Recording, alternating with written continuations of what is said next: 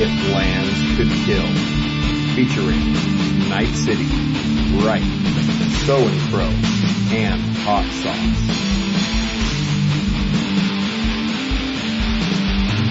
Welcome to another episode of If Lands Could Kill. I'm Knife City. Samhain Crow. Hot Sauce. And as you can tell, Ryke is not with us. But It's my birthday! it's his birthday. That makes up for it, I guess. Somehow, a birthday makes up for a person being missing. Yeah. That's like two Samhain Crows. I can talk enough for that. You can If talk want twice. to. If you want me to, I can do it. This is the one episode you're allowed to talk as much as you Yes, I cut you guys off nonstop. Yeah. I'll try not to. I'll fix it in post. It's good. Not one of those fucking tangents, some fucking story that goes on for 45 minutes.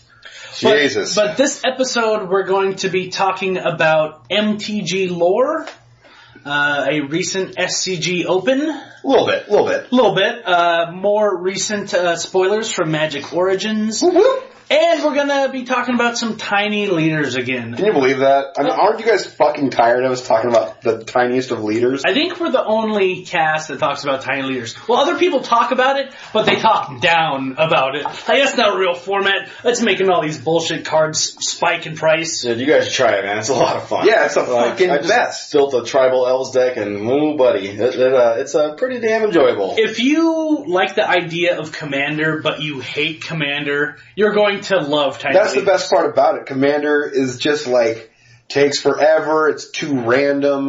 Like, the winner doesn't even fucking really win because it's just up to like, whatever random one drew, one of they drew and wiped the board and blah blah blah. And it's just back and forth forever. Well, that's the one thing I like about Commander is I like all the randomness and like huge, crazy interactions and combos and weird stuff that you don't normally get to see. Yeah, once or twice at a time. Exactly. I don't want to play that for 5 hours straight. I'll play like a game or two and then it's like, alright, let's do something else. Yeah. But Tiny Leaders I can just play for hours. It's like building a regular deck with all kinds of strategy and trying to be synchronistic with each other, and it's more reliable to actually find the pieces you're trying to put together. It feels like, here's the main thing I was thinking about is that it's a format that isn't solved yet, which means that you don't have to like show up somewhere and all there is fucking Twin and Delver and Jund and Burn, and that's all you're going to see, for most of the decks. This is just like everyone just has their own leader, and just, even if you have the same leader, it's not solved yet. You're like going to play whatever the hell you want to make it work. And so, like for an example, me and Crow both have these ideas on what we want to do with like the scavenge leader, the I don't even know what he is. Varolz, whatever. Yeah, hard to say. One black and a green. OLZ. Yeah, so it's a fucking black green deck that like he's going to go one direction, I'm going the other, and we only have probably like 10 cards in common. I mean, it's pretty rad. Yeah, I'm going to go infect with it. You're going just full on beat down, big super beat down, this and that. I'm going to try to ping you to death because I want to try infect. It just seems fun to me. Yeah, exactly. So that's just hilarious that you can have all that and then make it completely different. So I mean, some people might argue that it's more easy to solve than other formats just because of the low amount of actual generals. And so once you pick a general, it's just you go look for those most powerful cards in those colors, and then you just play those cards. But that's not how we build our decks, but that's how a lot of people look at it. So even if they do that, there's so many opportunities to make your own variation of that, because there's so many cards to choose from in that 3 converted mana cost maximum level, where there's just so many ways you can go with it and so many styles of how you can build that deck, whether you're relying on your leader so much and trying to make some kind of extra combo things with that, or if your leader's just for the colors or whatever you're doing. There's so many options. You're going to have a little bit of card like crossover between like the same leader, 2 decks that have the same leader, but you can have way different strategies with only a little bit of overlap, where like if you're playing Twin, like I was mentioning, like you have to play most of the Twin pieces. You can mess around with like 6 cards at the most, and that's it. And that's not fun. You know what I mean? It's fun because you're going to win, but it's not fun because it's anything new or surprise to anyone else that's playing. All this you didn't brew it yourself. I want to win. I'm going to play fucking Twin. I'm going to play Tron, whatever. I know they're fun. I get that, and I can't even really talk down to it. All I'm saying is that this is a format that is just brand new, and people haven't figured it out. And even if you show up with the same leader as somebody else, you picked out some different shit that you thought was more powerful. So yeah, I mean, obviously, I was just playing devil's advocate because I feel like people just the spikes just want to play with the most powerful cards, and that doesn't necessarily mean the most powerful interactions. Right, synergy is big. Or the most flavorful interactions, because like there can be powerful decks without running Geist of St. Traft, you know? Hardly. Yeah, hardly. But anyways, let's move on. Moving on. Moving right along. We're going to come back to it, though. That's what I love about it. Oh, yeah, we'll come back. Sucks for you Moving guys. right along back into intros. Sucks for the listeners. Tiny leaders. Oh, yeah, magic. Anyways, how have your guys' week been? I'm not starting this. What have I done? My week's been somewhat hectic. Today is my birthday, June 25th. My brother is 4 years younger, and his birthday is June 20th. So his birthday's the 20th, so that's all around the house, trying to do some things with the family, this and that. And then my wife's mother's birthday is June 23rd. So there's, that and all kinds of running around with that as well. And on top of that, on my wife's mom's birthday, her sister, my wife's aunt, had a heart attack, which is apparently her second heart attack in the last 4 days at that point, minor ones overall. But it's I guess her first one, she was at the bar, and with her boyfriend, had a heart, her arm started to hurt, she's freaking out, and her boyfriend's let's go to the hospital. She's nah, fuck it, because she's all drunk and she's over the top with it kind of thing. So she's, I'll just drink another beer, and she just kept dancing. She just drank it with her heart. She had some sick dance moves. Sick ass dance. Good seizure shit right there. Yeah, for 20 seconds. But she stole the show, they made the circle around her and everything. She's damn, she's throwing back to the 80s with that robot. Take it away. Yeah, take it away, baby. I never seen you. What's up with the dead arm? Yeah, what's this flopping on the fish? Flopping on the fish shit. Doing the magic carp. Yeah, do the magic carp. She's doing the stanky leg or something, I don't know. Magic carp's better. Way better. So what you're saying is that, you got shafted for your birthday, right? No, this is my wife's mom's birthday, so this is 2 days ago. But I'm saying, all this stuff going on. Oh, it's always hectic. It's funny that you say that, some chick had a heart attack, and it's your birthday got ruined, didn't it? Fuck you guys. Luckily I'm not as selfish as this fucking asshole. Yeah, you try to open up yourself hey, man, one. You'd be salty if it ruined your birthday. I'm having a good time playing Magic and hanging out with you fucking assholes, so I guess give or take. The lesson here is heart attacks are hilarious. Too soon. It is 2 days, right? Shit. I guess they came over to the hospital overnight that night. Then on the 24th, they put 3 stents in her heart, and this lady's 40. Oh, dude, that stent thing is. I almost had to put a stent in one of my heart, actually. One of your hearts? One of my hearts. Are you a fucking cow? No, that's dumbass. Yeah, dumbass. I was on the same thing too. I'm glad you said it. There's other animals with multiple hearts. All right, mythical creatures. Here we go. This is a science portion of the podcast. What? Tell me, dragon heart, we can cut your heart in half and give your heart to somebody else. Tell me an animal that has 2 hearts. Yeah, Let's go for this. I don't know. I mean, Siamese twins. Bugs have 8 eyes, right? Yeah. Some of them. Cows have multiple stomachs. Yeah. It's not too. Do they beat at the same beat, or do they beat off? Does it go do, or does it go do one powerful ass? Doof. Actually, I don't know. It's like dubstep. It just drops to the heartbeat. Boom. Yeah. Okay, if that's say it's possible, say it's a real thing. I doubt it, but whatever. Yeah. If the heart was to beat, it would shove blood so at 20 miles an hour into the other heart and fucking make the other heart freak the fuck out because they got to be connected. Imagine if if it did have 2 hearts and the right half of the body is all connected in one circuit, and then the other one's the other one. So none of the veins in your right arm are to go to a different heart than the veins in your left arm. That's science for you. And then you have one heart attack, and then the other half can drag you to the car and drive you to the hospital. Kind of like when Star Wars Anakin puts the one piece of his fucking pod over to the other side. Yes, yeah. And you just get 50% on each one. And then they're good to go. You just get you get 50%. Actually, it's funny because when they did that, and I don't remember it going 50%, 50-50. I remember it going more than 50-50 for each one. No, it looked like a little less. I just watched it yesterday. Oh, it was a little less? Oh, fuck. Never mind. Okay. Well, then set me up. Octopus and squids. These similar creatures are both cephalopeds and have 3 hearts in total. You're still wrong. These are a lot of big words, but fuck you guys. You're still wrong. It's 3 hearts, not 2. I didn't say. I said multiple. No, you said 2 hearts. You didn't say multiple. Okay, earthworms. Shut the fuck up. Technically, Jesus Christ. Yeah, the heart's a grain of sand. Stop being so salty. You're fine. Relax. And hagfish. Yeah, I love hagfish. Oh, and yes, there are seriously humans with more than 1 heart. Suck my dick! Siamese twins. I already said it. Let the salt rain down from the sky. Was that on the onion? Son of a bitch. So you ruined your birthday. No, she's still alive.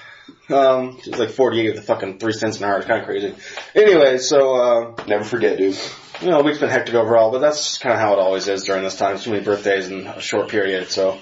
But my birthday today is good. My wife made me a fantastic lunch. She made me, I like lime a lot, so she made me like this lime marinated chicken. Really fucking good. That is good. Loaded mashed potatoes. That's like and one of the only ways to make like a skinless chicken taste amazing is have like that lime and spices, a little bit salty. Yeah, she put some like kick pepper fucking ISO unit situation on there. Got the ISBs on it, huh? It's pretty good. That was really good. The ISUs, there we go. And the key lime pie. It was delicious. That's fucking bomb. I actually make a lime chicken with just like lime and Creole and coming over. rice. And What was it?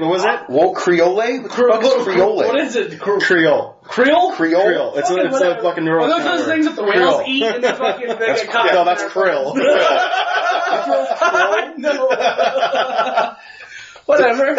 Yeah, this is like tannins all over again. Jesus. So I relapsed and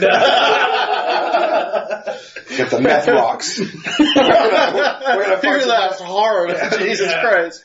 Went one to meth real quick. That's how it always goes. That was specifically you were smoking meth rocks. Specifically. The one thing that I doubt exists. I don't even know if it was meth in a rock. I don't even know. No, that's how it comes. It's crystals. Is it? Crystal meth, yeah. But do you smoke it the same way? You can smoke it, you can snort it, you can shoot it. Meth crystals, bro. Yeah, crystal rocks. You know, whatever. Dude, no big deal.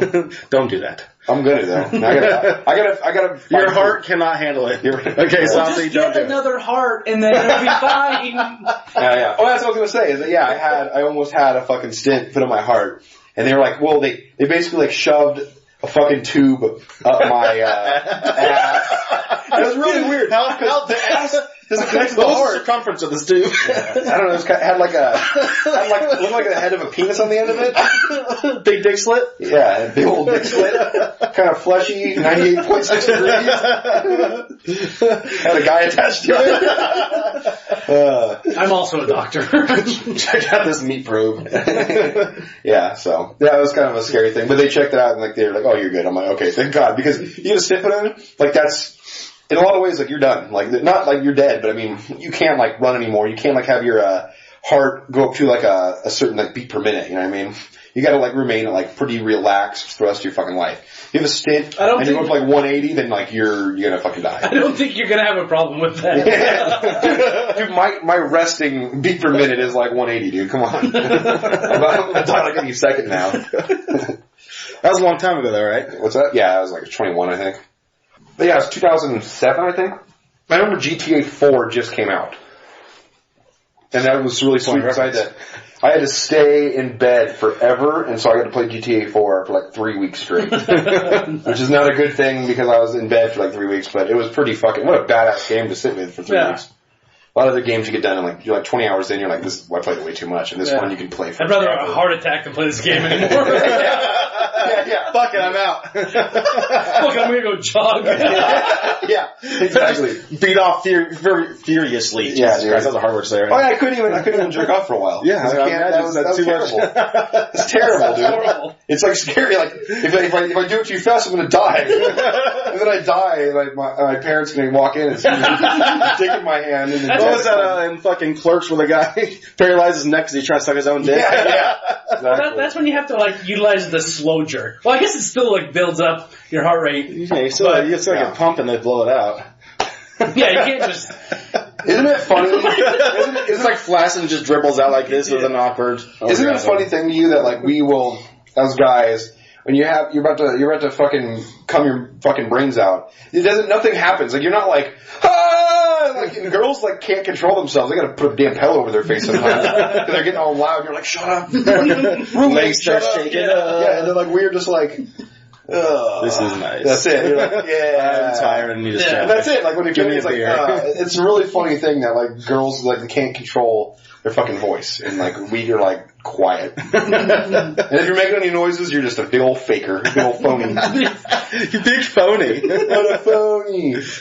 That'd be hilarious, though. I like to yell, like, random old catchphrases when I come. Like, Yahtzee! Or like, Hadouken!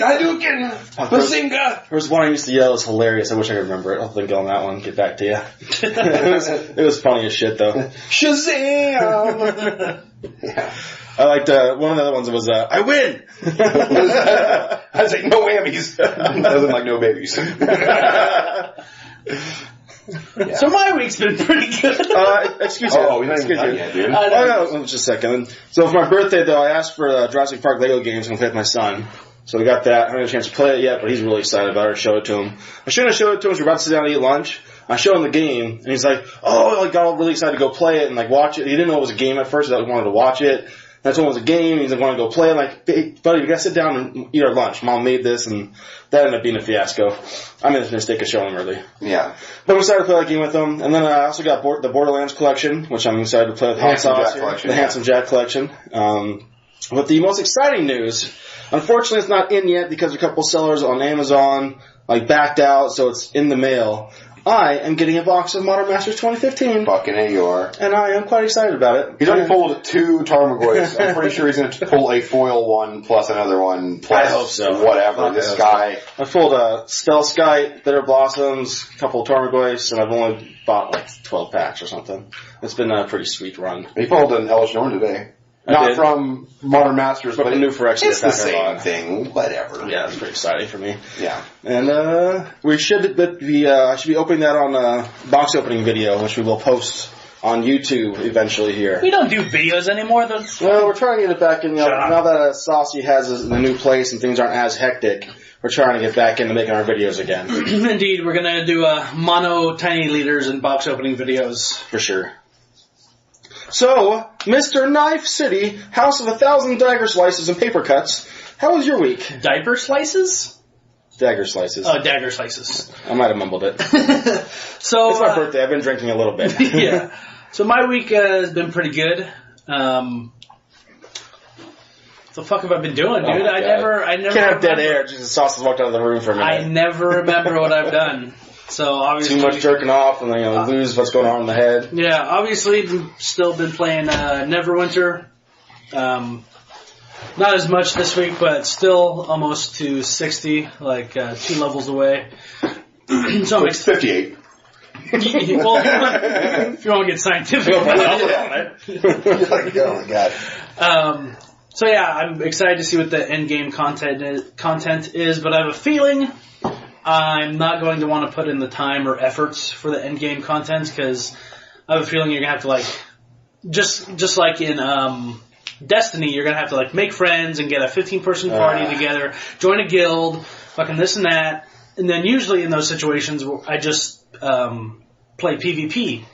But there's only one fucking type of PvP to play in the game, and it's fucking boring as shit. There's one type of PvP, and there's only 2 maps for that. So after playing it like 20 times, it's like, okay, this is fucking boring. I don't want to play this anymore. So, but you have to. But I have to because I spent all this time putting into it. So hopefully, with the expansion they're putting out, they'll add some more battlegrounds and everything like that. Speaking of Destiny real quick, I mean, they came out that new expansion, and I haven't even downloaded it yet, because I haven't turned that game off for like 2 months, because I was upset at the last one, because it was so, like, geared towards having to have a large party, and that's not an option very much for me, having a wife and kid at home.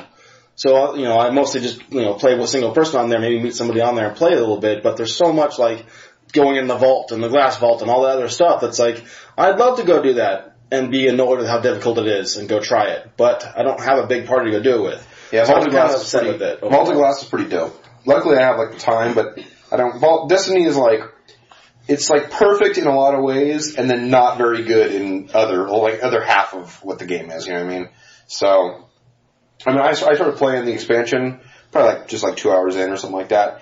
And they add like a new, what do you want to call it? Not the Citadel, what the fuck's it called? The tower. Okay. They had a new one of those where you can go to like the same weapon master, weaponsmith, or blacksmith, whatever the hell he is, and do all that kind of stuff. And isn't there like a new that's not out yet. I think there's a new like class like the assassin, which is I am.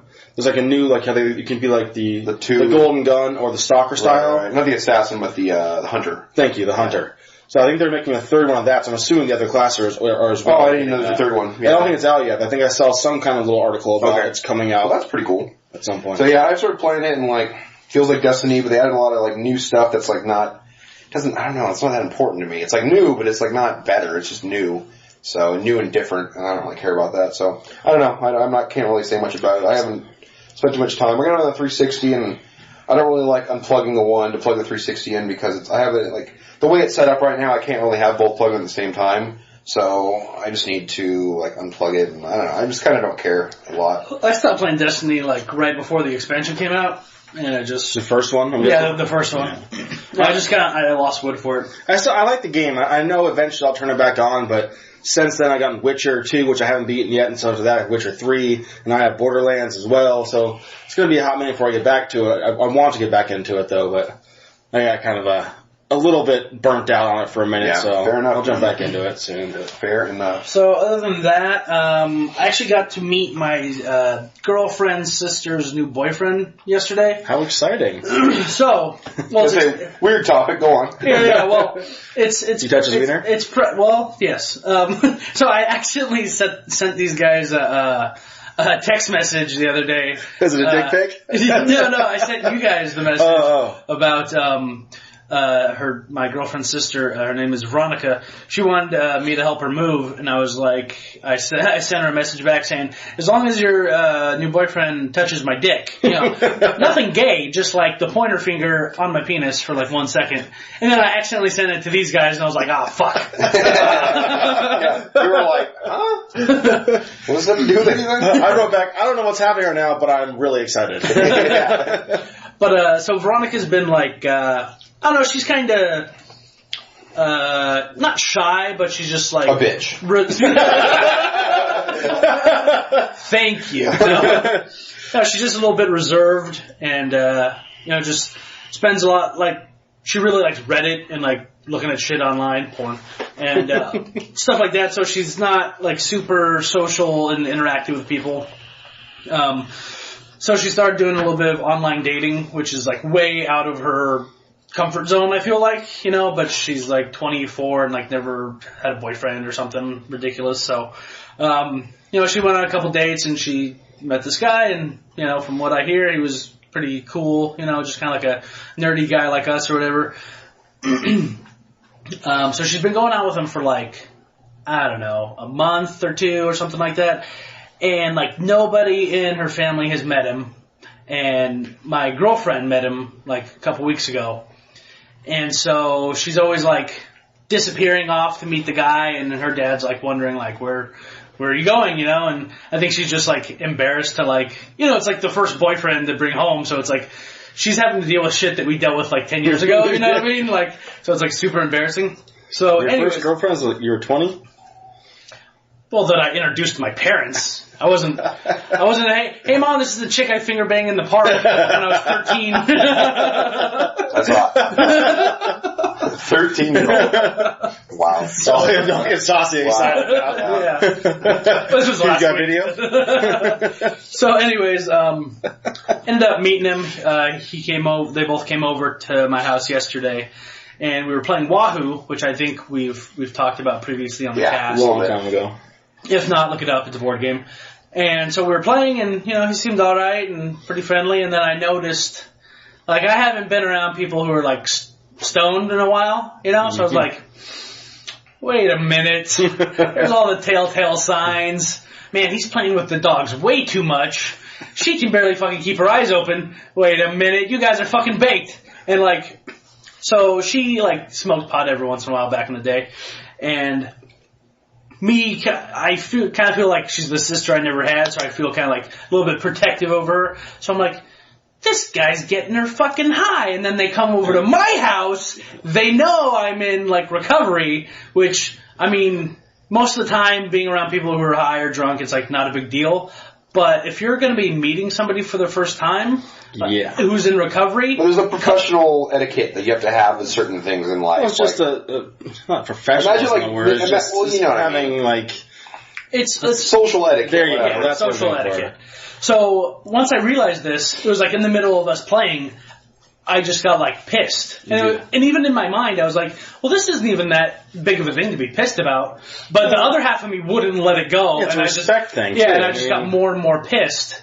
And I was trying to like be nice, so like my salt level was rising, and then I was doing that fake smile, like, yeah, good move, you know, and I fucking hate you already, and like this isn't good, and so now they're moving in together after a month or two. Yes, after a month or two, because I forget, like it's got like 55 and being a sugar daddy or something. No, he's His like parents moved or whatever, so he was crashing with a friend, and now he can't stay there anymore. And she obviously wants to get out of her dad's house because she's fucking been underneath his thumb for long enough. And so they're like, well, I guess it makes sense to move out, and it kind of does. But at the same time, it's like really fast. You guys have been going out like 2 months. And it's like a first boyfriend almost. Yeah, first boyfriend. So, but okay, so here's the thing. It's like that puppy love though, like. The first girl I dated, I was like, I never told her I loved her, so, you know, I didn't know what fucking love was, but like, after like 2 weeks, I was like, I love this girl. you don't fucking know any better. Yeah. Even though I didn't, it's just like that, oh my god, there's like a girl that likes me. Because like, seriously? She lets me touch her boob? Yeah. Well, you don't I'm like, damn, Jesus Christ, it's amazing. You don't have anything to like, compare it against, you know? You're like, these are the biggest feelings I've ever had, you know? Right. Little do you know in 10 years, I'll do anything for her. 6 months goes by, I'm like, I don't fucking want to call this girl anymore. That's crazy. It's crazy. So, anyways, we went out to dinner afterwards, and they were like doing all the PDA, like being all smoochy, and me and my girlfriend had been going out like 4 years, and so we looked at each other and just kind of like laughed, like, little does he know, in like a month they're going to be arguing about like dish soap, and shit like that, like nothing that matters at all. Yeah. So here's the point that I want to bring up to discuss, is that he hasn't met her dad yet. Excuse me? He has not met her dad. So the first thing, I think it's her fault, because she's like not wanting to like bring him around. And then so he found out that like she was like sneaking off, spending time with boyfriend, not telling him. Not that it matters. I think he just kind of like was like, why didn't you tell me? Like that's dumb. Why would you hide it? You know? And he just got pissed because she was lying. And so now he already kind of doesn't like the guy. And now they're going to be moving in together, and he still hasn't met him. Yeah. And so so this was all happening yesterday. So today, her dad was going to be going out of town for a month, and they're going to be moving in like a week or two. So today, before he left, was like the last chance to meet him before they move in. And I told both of them, I was like, listen, all this like shit is kind of like causing weirdness and awkwardness between like the dad and the boyfriend, all this stuff. So just have them meet, get it over with, and kind of just like clear the air, because it's really none of this is really a big deal, you know.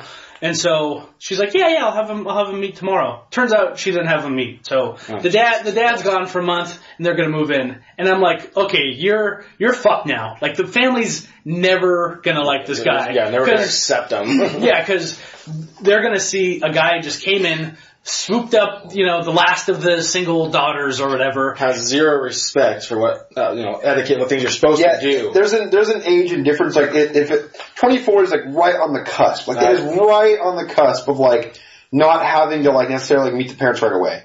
The biggest problem for me is that she's been living at home this whole time, right? Yeah. Which means that like she has not been that adult for the last 6 years, since 18 on. Right. Where you're on your own, you're taking care of your own bills, like just everything is like you. You've like learned how to be adult the hard way. Right. And just for you to move from that point to like moving in with this, like, that's different. Yeah. That's different. I mean, either way, I think that if you're probably under 30, I would say, probably under 30, you should probably have, you know, your fucking new boyfriend, like, go meet the parents. Like, why not? And the parents care about the daughter. Like, they want, you know, that kind of shit. But, you know, I don't feel like today, if I had like a new girlfriend or something, I don't need to like bring around my mom like right fucking away. I don't, right. Well, it's not relevant anymore. I'm a fucking grown ass man now, but when you're living at home until 24, you're not necessarily a grown ass woman yet. You gotta learn things still. You got like some hard shit to go through to make your life normal on your own. You haven't had those steps to take yet. And so that means that you're still under the wing, and that means you meet the fucking parents. There's still a difference there, because the point is, it isn't just, like you said, okay, you start dating somebody at this age, whatever, that's fine. you hang out with them for a little bit, and then you go, okay, well, actually, like this person now, they can be my family. That's one thing. I agree with you there. But when you start thinking like that much more of a different level there, and it's also kind of different too because she hasn't had like major boyfriends before. So right there from the get-go, that's different. That's almost like she's still like a younger age where they should meet because it's just she's naive. It's the first time it's ever happened. So I mean, and so from there, like you said, like you kind of blame her. At the same time, like my wife's cousin, who's a little younger, like I think she just turned 21 or something like that. Like this is a year or two ago. She had the same kind of situation. She had this boyfriend. They started hanging out a bunch. Blah blah blah. Well, her her stepdad at the time, they're divorced now, whatever. But like he's like an ex-Navy SEAL, and to sit there and like go behind his back, he's like out at work, and you're having him come over when nobody else is home, and you guys are fucking in his house after he said, "Hey, I don't want him in my house." Yeah. After not even meeting him yet. So you go over there from there and you already do that. And then from there, you don't like have him meet, you start sneaking around. It's like, just respect levels. You have to frickin', as a guy, like you said, it's kind of her fault. Like, yeah, it's a little bit. But as a man, you need to have your own personal fucking, discipline or respect for yourself, respect to how things are supposed to be, to respect the girl's father that you're dating. Right. So, like, it's on him. Like, he needs to say, hey, babe, I should meet your father. I should meet your father and talk to him about the fact that we're going to move in together because this isn't right that I'm just going to take you away, we're going to go move in together, and I haven't met your parents. Like, that's... The guy has a part in that, too. It's definitely her fault more, but the guy should understand, like, what the world is and, like, understand that, like, I think these are the steps you got to take first. Right in the beginning, it's her fault, and then once so much time has passed, I think he should have taken it upon himself. Yeah. But there's two major points I got to bring up. One, her dad's side of the family, Mexican. Not like whatever Mexican, like her grandma doesn't speak English. Like that, like they're... But that's even more. They're all about family. They're all about family. More about respect to going, hey. So, like... No, they want him to be, like, part of the family. Exactly. Like, they don't want them to be, like, together, just separate and away from the family. Like, they want to bring him in and, like, give him fucking gifts and have him in all the outings and, go to dinner with him and just be like, oh, great, I love our family is growing. This feels so good. So, like, with my girlfriend, like... I cannot miss one of their events. Like, if she has to go by herself, like, I'm in deep shit. Like, it doesn't matter if I'm bleeding. Like, it's a big deal to them that I'm there, as part of the family, because they're just really big on family. My chick's the same way. They're a Mormon family. Yeah. And they're not, like, strict Mormon family, but they're, they have the values. Like, the family is, like, really, really important. For me, my family's important, but, like, I can say no. Like, it's whatever. Our family is, like, very... relaxed and just like no big fucking deal. We like love each other, but it's really fucking no big deal. Whatever happens. Like if you went to your mom's birthday party and Kelly, your girlfriend, wasn't there, and your mom's like, "Hey, where's Kelly?" and you're like, "Oh, she had explosive diarrhea." They'd be like, "All right, cool." But like in some families or some cultures or whatever, like that's not acceptable. You just show up. No, I purposely make it where Kelly doesn't have to go to everything. Where like I pick and choose. I go like basically 50%. So like there was like a graduation or whatever like last week or something 2 weeks ago. And the graduation itself was on Wednesday, and I'm like, okay, the graduation's on Wednesday, the graduation party's on Friday at their house. I'm like, go to one. Like don't go to both because like you don't have to go to both. Like it's not a big deal. You're going to see all the same people one or the other. It's not a big deal. I of course have to go to both. Duh. But, that's totally, it's a little different because, like, I need to go because, like, she was, like, a fucking valedictorian of, like, the high school. Like, it's just like a 5-minute speech. If I don't show up to that, like, well, who the hell am I? But for her, I'm like, just show up to one. Like, that's fine. I know you don't want to, like, just have to get off work and then go get ready to go somewhere and have to do the same thing 2 days later for, like, the same people. It's like, who cares? But anyways, go on. So the last point I'll bring up is that it's a hell of a lot more important for a boyfriend to meet the girlfriend's father than it is for the girlfriend to meet the boyfriend's mother. Exactly. At least that's in my mind. I mean, there's respect. No, there's a protection. That's how it should be. There's a blanket of protection that they'll have over a son and have over a daughter, and you gotta fucking stress that the daughter's getting more protection. The daughter has to be protected more. Especially that this is the last daughter, like, leaving the house. Like, there's extra protection. Even though she's not the youngest, they're pretty close in age, so anyways, like, I had it real easy because before I started dating my girlfriend, I was her friend, and she asked a bunch of people to help her move, and I was, like, the only person who showed up. And I almost didn't go. I was like sitting in front of the house like, fuck, I just want to go home and go to sleep. But I ended up helping her, and I met the mom and the dad, and they like took me out to eat afterwards, and they were super grateful. And this was before like, I had like, wanted nothing to do with her. Like, I mean, some girlfriend, right? You slept with her a few times, no big deal. Well, go on. But, so I, like, gained points easy that way. Yeah. And then every time I would go over to the house, I'd make sure to seek out her dad, shake his hand, look him in the eyes, Yeah, you gotta be that person. This world is missing that, and it's something that's going downhill, and it needs to stay. Respect needs to stay, because that is just...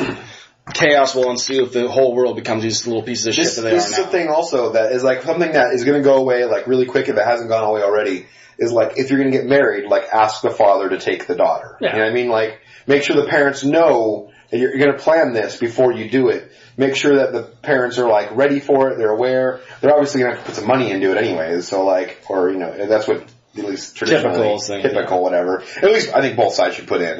Hopefully, we're kind of at an age where like the people that are getting married are getting married so late that like we can kind of pay for it ourselves, even though it sucks balls. But a lot of people are getting married at like 30, 32, 28, something like that. So like, you make the money, you got to go ahead and fucking throw it forward. But yeah, I think that's one of those things you got to like make sure like people know. You got to be respectful in all these different ways to the other family to make sure that you're part of the family. Yeah. As a guy, it's just so important to make sure, like, when you go over to your girlfriend's house, like, the first time, and even, like, pretty much every time, like, those guys and those chicks who, like, want to do a bunch of PDA in front of the parents, it's just, it's weird and it's not right. Like, you should have respect for the man who's sitting there not wanting to watch you make out with his daughter. No, yeah, definitely nothing more than, like a single kiss on the lips is fine. Like, a single, like a goodbye, smooch, get the fuck out of there. No tongue, just simple. I do not want to see like arms wrapped around my daughter with this dude like giving like 5 kisses in a row. I'd be like, what the fuck is going on here? Like I called her by her first name for a long time. Really? Before I like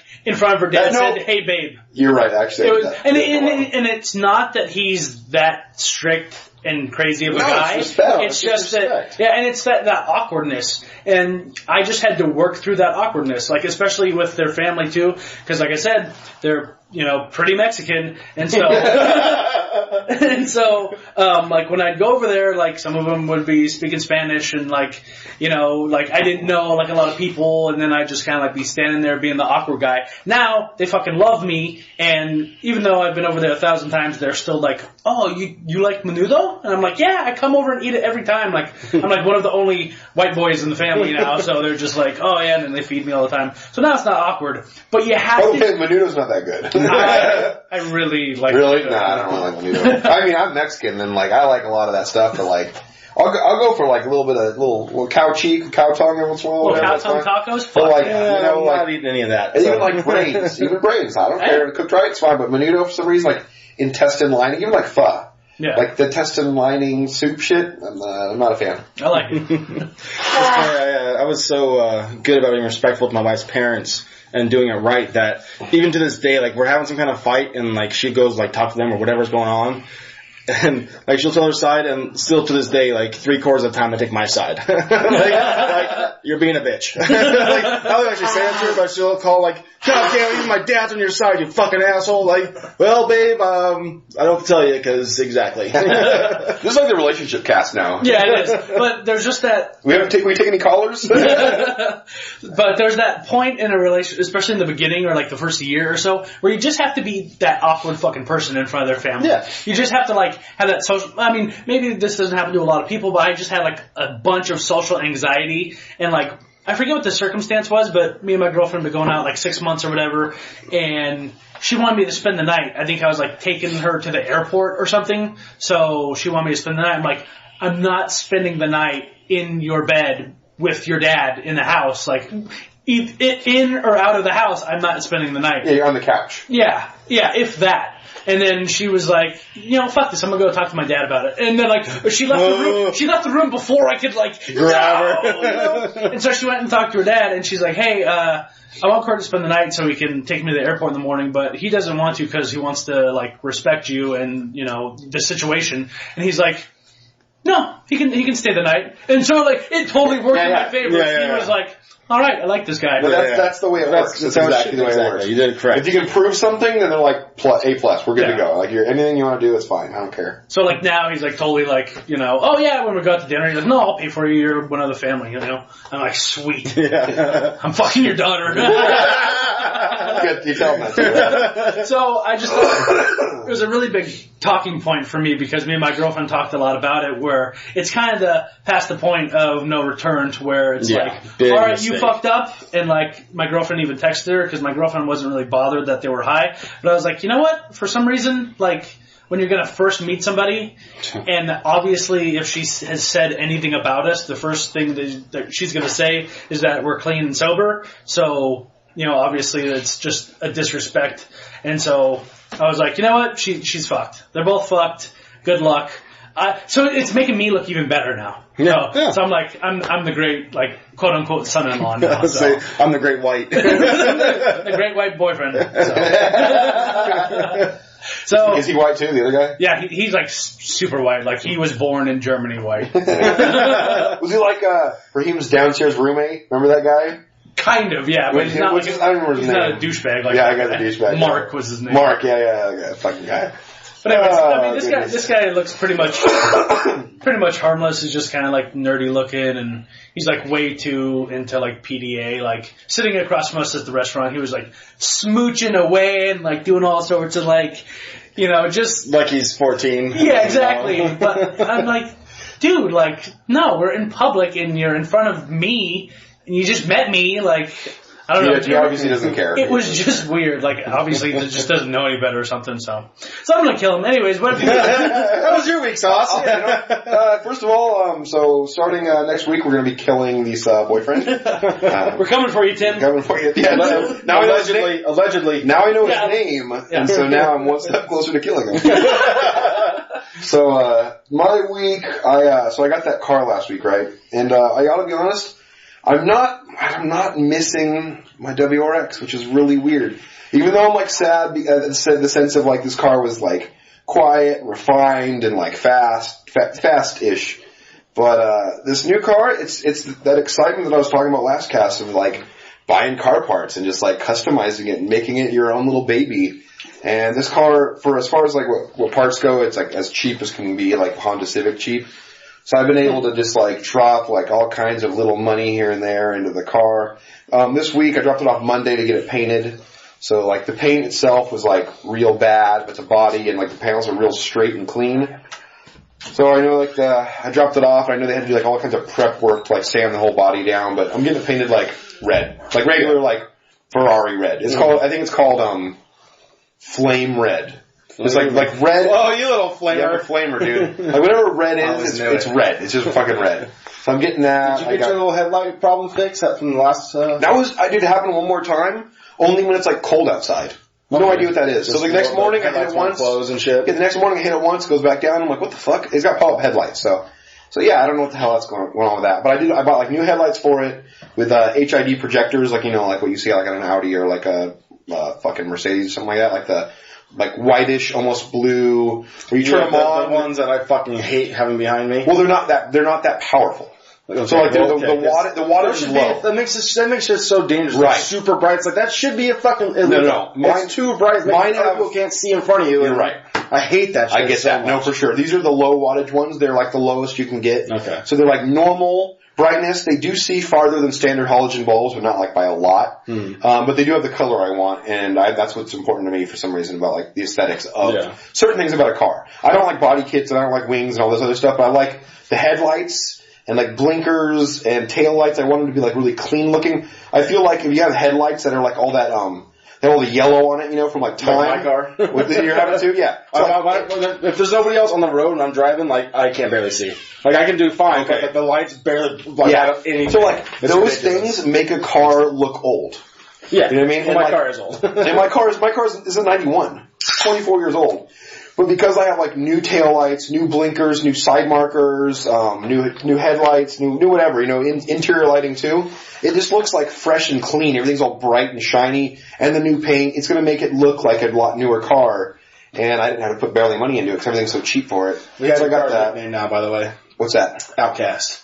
Outcast. The question's so clean. Oh, dude, I gotta get a name. I'm actually trying to think of a name for it. You walked out of the room, I had to have a bad joke because you were gone. Well, that is like, when you had that car, that song came out. Like, that's... Yeah. The first time? Yeah. First time you had the car. It was a Hey Ya. Yeah. So, yeah, that, yeah. I'll throw you off line. I'm sorry. Oh my goodness. We are old. I'm gonna get it back tomorrow. I'm gonna get tint put on it. It's already got suspension work done to it, like spring. This is all for the car people out there. Springs and struts and strut tower bars. And then I'm gonna get rims and tires for it, pretty aggressive maximum performance tires for it on these like Anki wheels. Doesn't really matter, but anyway, it's gonna look fresh. It's gonna look really nice, and it's gonna be a car that by the time it's like, after purchasing it, registration, like everything, this thing's gonna be like, $4,500. Like, and that's gonna be like a really inexpensive car for the way it's gonna look and perform. It's gonna be really, really cool. So, I don't know, I'm just thinking about like the other stuff I'm doing to it right now, but that's what's happening right now with that. I'm trying to think of anything else that's really even happened. I've been playing Borderlands, playing the expansion for Borderlands pre-sequel, playing like the Claptrap something or other. You're actually like inside Claptrap, which is kind of funny. I saw when I was looking at like which one to get, that they have like that Claptrap edition. It's like $500 and you actually get like a remote control Claptrap. Like with a gyroscope in it to like hold it on one wheel and drive on one wheel. And you use your phone like an app to actually control as it drives around. It's got a camera in the camera eye of it. It's pretty That's badass. insane. Like, no wonder it's $500, but Jesus Christ, how many people actually bought that thing? Yeah, right. That thing, I mean, I'm kind of... Oh, of course, but $500, I mean... Yeah. Go buy an RC car. Yeah, kind of. So I went through the entire Steam sale without buying anything. Pretty proud of that. There's all kinds of games in there that are like insanely cheap. I'm like, oh my god. So went through that. The last thing is if you check our Twitter, you've seen it, but I built an R2-D2 out of Lego. So like it's like way too expensive, but I really don't care. It's like a foot tall. Yeah. Well, maybe a little more than a foot, probably 14 inches, something like that. And it has like, it can, when it actually drives around, it puts its body like at an angle and like the front wheel forward. And if it's like standing up, it like the middle wheel just retracts into the body and it just has like two legs or whatever. It has that. It's all movable. The head spins around. And it has like all these little bits and pieces that can come out of it, like the little saw and the little shocker or whatever. Little taser. And it's fucking pretty badass. Yeah, it took me like maybe... I like it has a display stand, like saying what it is and stuff too. It's pretty cool on your desk here, man. It's pretty sweet. It's pretty cool. It's perfect for like a desk. Yeah, it is. Yeah, it looks great. So it took me like maybe 6 hours or something like that to put together. And you feel like a kid again. It's actually kind of relaxing. Like open up a bag, go through the booklet or whatever, just put everything together and going out. Yeah, it's nice. Yeah, I was listening to like some Magic podcasts and Rooster Teeth podcasts, just hanging out. Cause like you can't really watch anything. You can't watch TV because then you're just fucked. So yeah, I was doing that and like I said, it's just super relaxing and I just had a day where I had nothing else to do and thank God I fucking got it done, man. Did you ever watch the Star Wars movies I gave you? I just watched the episode 1 Phantom Menace yesterday. Okay, so you went to episode 1. Well, yeah, I'm just gonna do it. No, I like to watch it. People disagree with me and that's totally fine. I actually can't be strong against one or the other. Yeah. I like watching 1 through 6, not 4, 6, and then 1, 3. Yeah, I was thinking about either way. I was like, I'm just gonna go 1 through and go for it and get Jar Jar fucking Binks out of the way now. It's just like, Jesus. So the pod racing is sick. Yeah, that's cool. I like that. I like that whole scene. And I don't mind Anakin as a kid. Yeah. Like, he's actually not a bad actor or whatever, but like, once he gets to teenager, all I 2 was so fucking bad. Yeah. Like, he's the biggest whiny bitch in the world. Bad acting, just awful. The little kid Anakin version, all I can think of him is the movie Arnold Schwarzenegger, Jingle All the Way. Is he in it? He's his son. Oh, yeah. Oh, my God. It's Turbo Man! That movie is not very good. That movie's great! Oh, no, it's not very good. I didn't watch it fucking... Dr. Blitzen! I did watch it last Christmas. Yeah, that movie's so good. Mm-hmm. The midget and Santa fight in the warehouse, all the Santas are crooks. Right. That movie's great, okay? You are so wrong. I'm not going to go there. You're so wrong. I'm going to counter this with something you're going to say, what the fuck's wrong with you? And, did you guys ever see, the trailer for Inside Out? Pixar movie? No. You never heard of this? I think I have. I don't know much about it, but... So it was something that I heard it was someone said like this movie's amazing. Is this the one like the whole like emotions thing that's coming out now? Yes, it's out now. Apparently it's supposed to be great. But. Yeah, so like Rotten Tomatoes is like 99%. Like everything is like 9 out of 10 or higher on every single site I've seen, and I'm like, okay, that's interesting. That's like Toy Story rating, you know. So I started watching the trailer. It went through like the first 30 seconds of the trailer, and like what they showed in that first 30 seconds was so like clever to me. I stopped the trailer. Because I was like, I have to see this movie and I don't want to see anything else about it. Because it didn't describe the story. All it was like, the first 30 seconds of the trailer was like one scene in the movie, and it didn't like go from part to part and like show like them fucking having some adventure flying through whatever and like, you know, the villain and I don't even know what the fuck's, you know, what it's really about. But the concept of it, what I saw, I'm like, I'm turning this trailer off. This movie seems really, really good. Like really smart for being a kid's movie.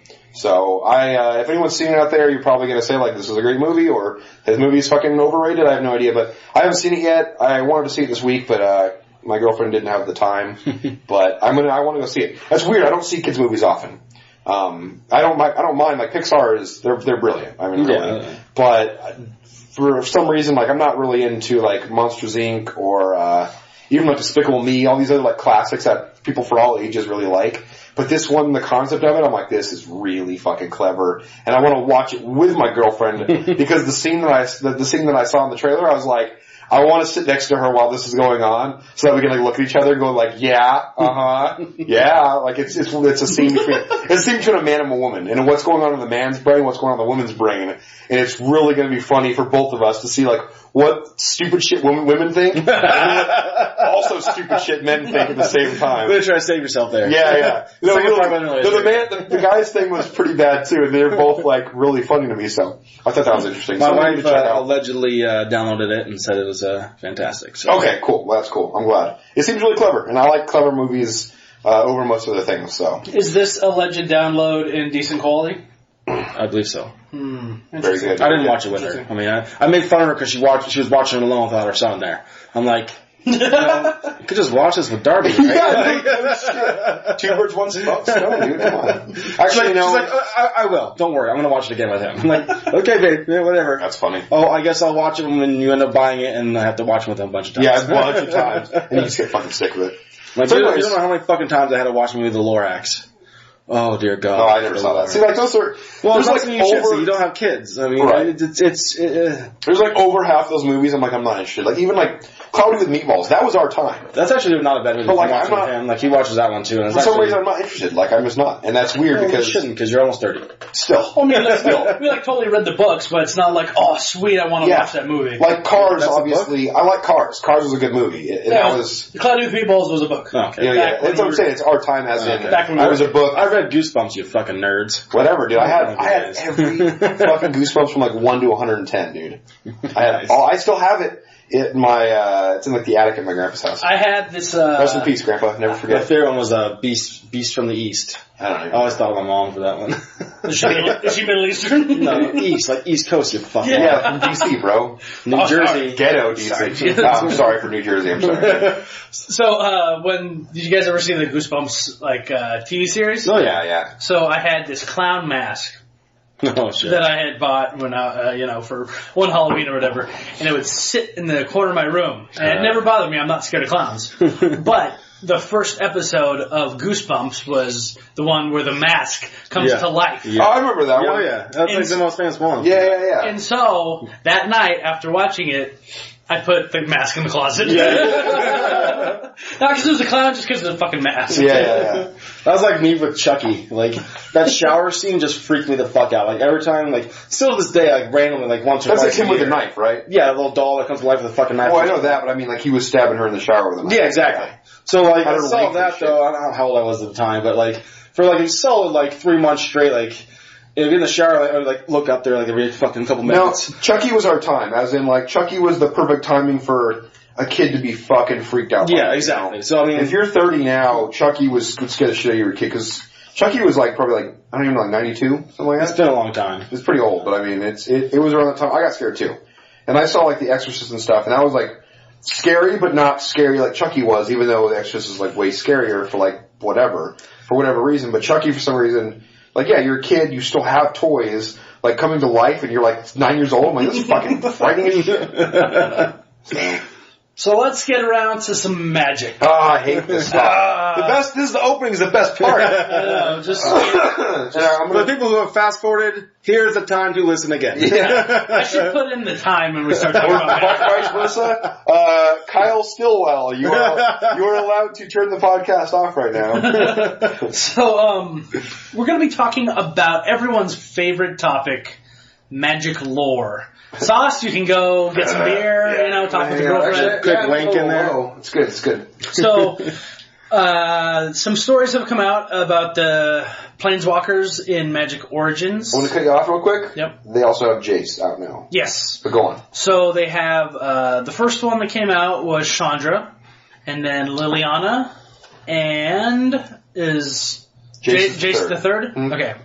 So, unfortunately, I haven't read any of them except for most of the Liliana one. And that's the only one I've read as well. So that's the one we're going to talk about.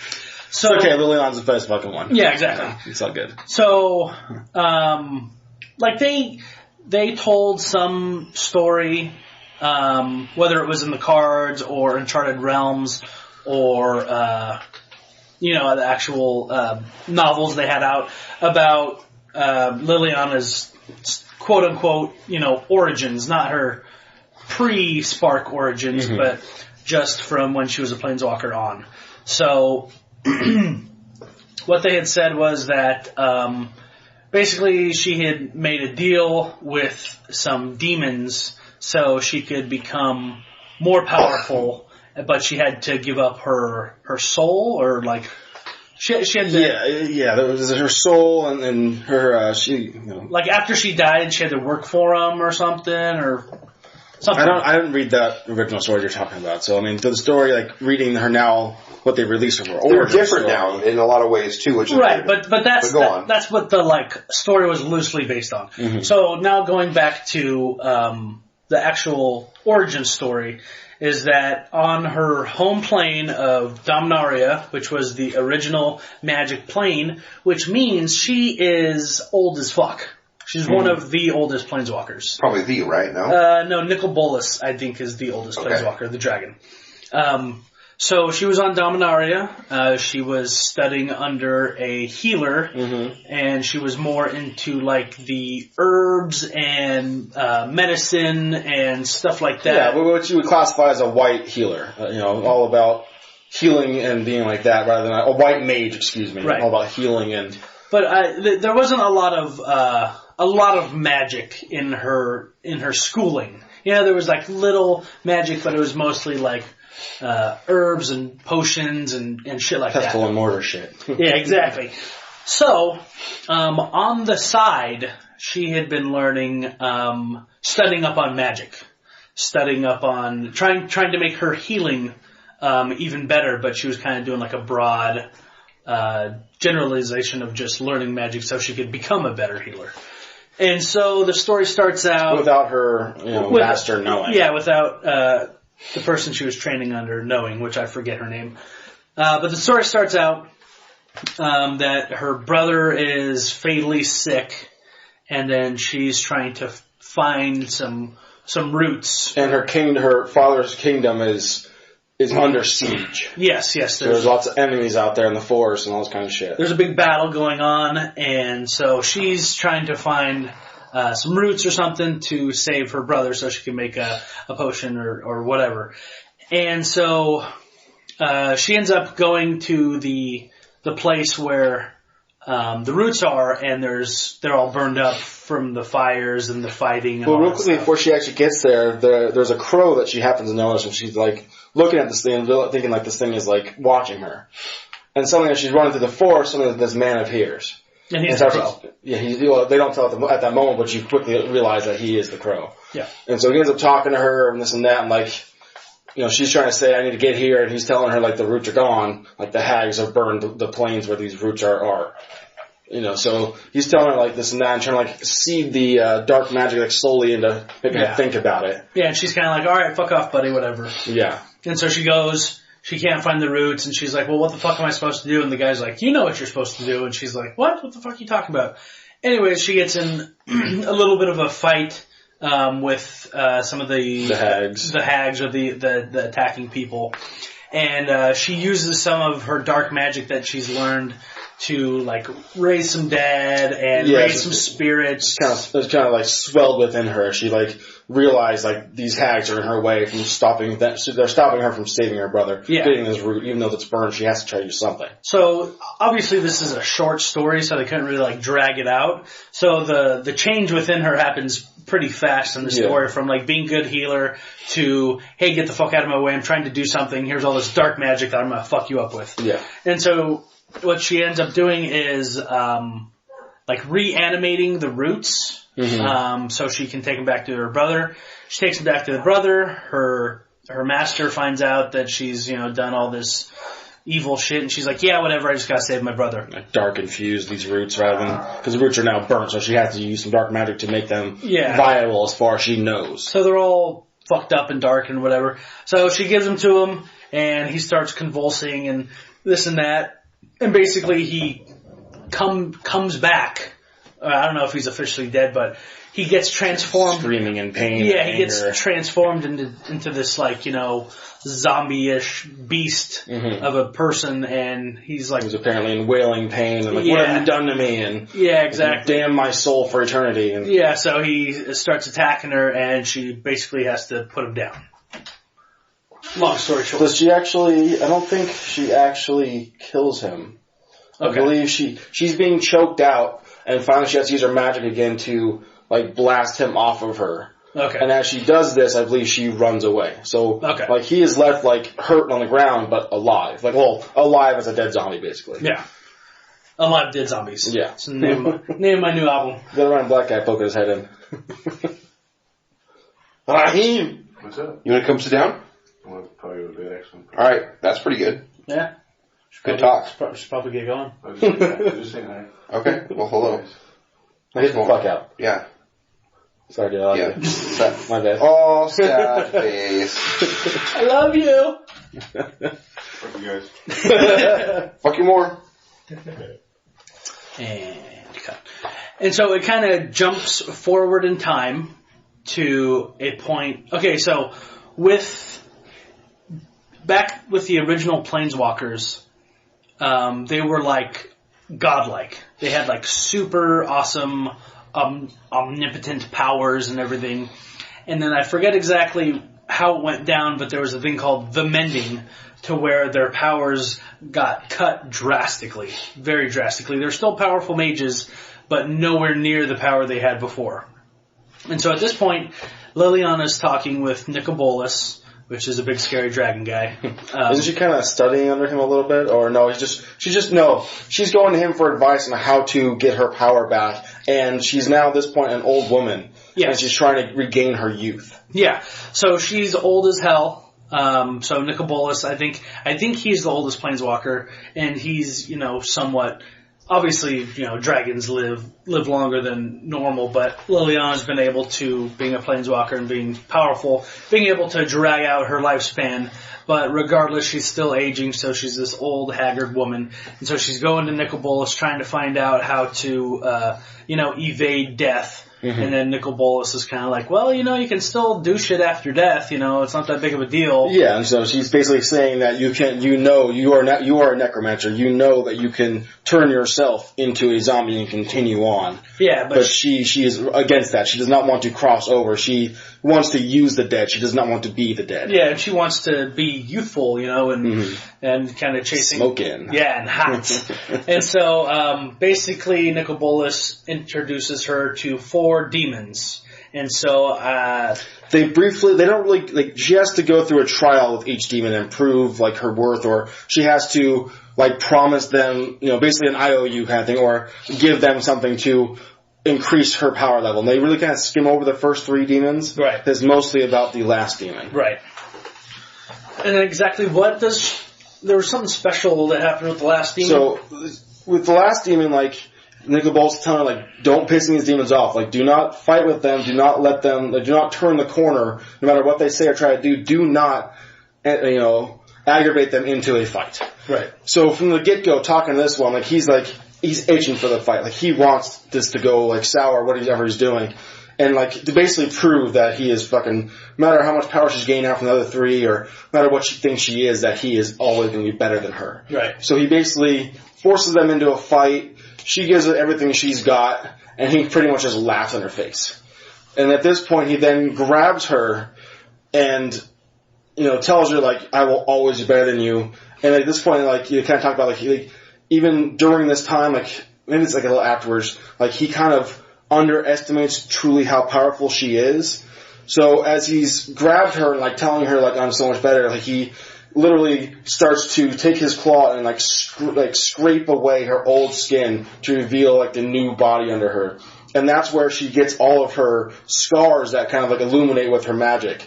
And so all of her markings on her body are from this demon scarring her up and ripping her skin off. And then that's what gives her youth, and her power is then increased with this demon. And the thing that I found very interesting is, like, they show a picture of this demon on the actual deck during this little story they have. And as soon as I saw it, I recognized it instantly of, like, what card he is on. If you picture the demonic tutor card, where there's a demon behind Liliana, like whispering in her ear, like that's how you go search the card basically. That is the exact demon in this card. In the picture, they don't have Liliana there. I saw that, like, I showed up, I pulled my demonic tutor, I'm like, yeah, that's the fucking demon. So they did a good job of intertwining the artwork for this demon, and who is now going to be in the New Origins, which we'll talk about spoilers. He is a card in this, like Kothlepet or whatever the fuck his name is. Right. This super powerful demon that regained her youth and gave her this power, who I'm sure the storyline will eventually elaborate on, has also underestimated her and how powerful she truly is, because he's able to defeat her at that point and gave her too much power, and I'm sure eventually there's going to be more story to that demon itself. Right, and I think, I wish I've read a bunch of books on, the lore and everything, so I wish I could remember, but I think she eventually is trying to hunt down the demons and kill them. So she no longer owes them. So she no longer has. That's exactly what I pictured. So I'm not surprised that those books have already been out there, because I haven't really got a chance to read those. But that's exactly what I figured was going to happen here. Like, they kind of are telling the original story, now they've already kind of written past that. So, like, that was the vibe I got too, is that this demon underestimated her, and eventually she's going to hunt these fuckers down and not owe anybody a fucking thing. Yeah, and she's like very selfish in nature. Mm-hmm. Like in the other books I've read, like obviously she like uses her beauty and she uses her charm to get what she wants and to manipulate people and guys and stuff. Just like a woman. But anyways, so I was excited to kind of find out more about how she actually got her powers and the whole thing with the demons and everything. So I'm sure because they're going to put out more, like when they travel to their first plane and, what happens. And I hope they really do, because like you talked about reading those books before, me being that much more new to Magic, I haven't had a chance to read those, and they're hard to find. They really are. Oh yeah, so so if anybody's interested in the lore, we'll shut up about it, because I know Hot Sauce is about We're good, dude. I'm just fucking hanging out, man. I'm just chilling, relaxing. But, download them on, ebooks, basically, or e-novelas, or whatever the fuck they call them. What's that? Wait, what's audible.com? Audible.com? I wonder if they have that. It's one that they read the books for you? Okay. That's what I like. I doubt it. But, download them on, like, I have a Kindle or whatever, so downloaded them on there, and my favorites it was the original Ravnica series. Thought those were very well written, and the storyline was great, although because they have to go through each guild, and so there's 3 books, but they can't.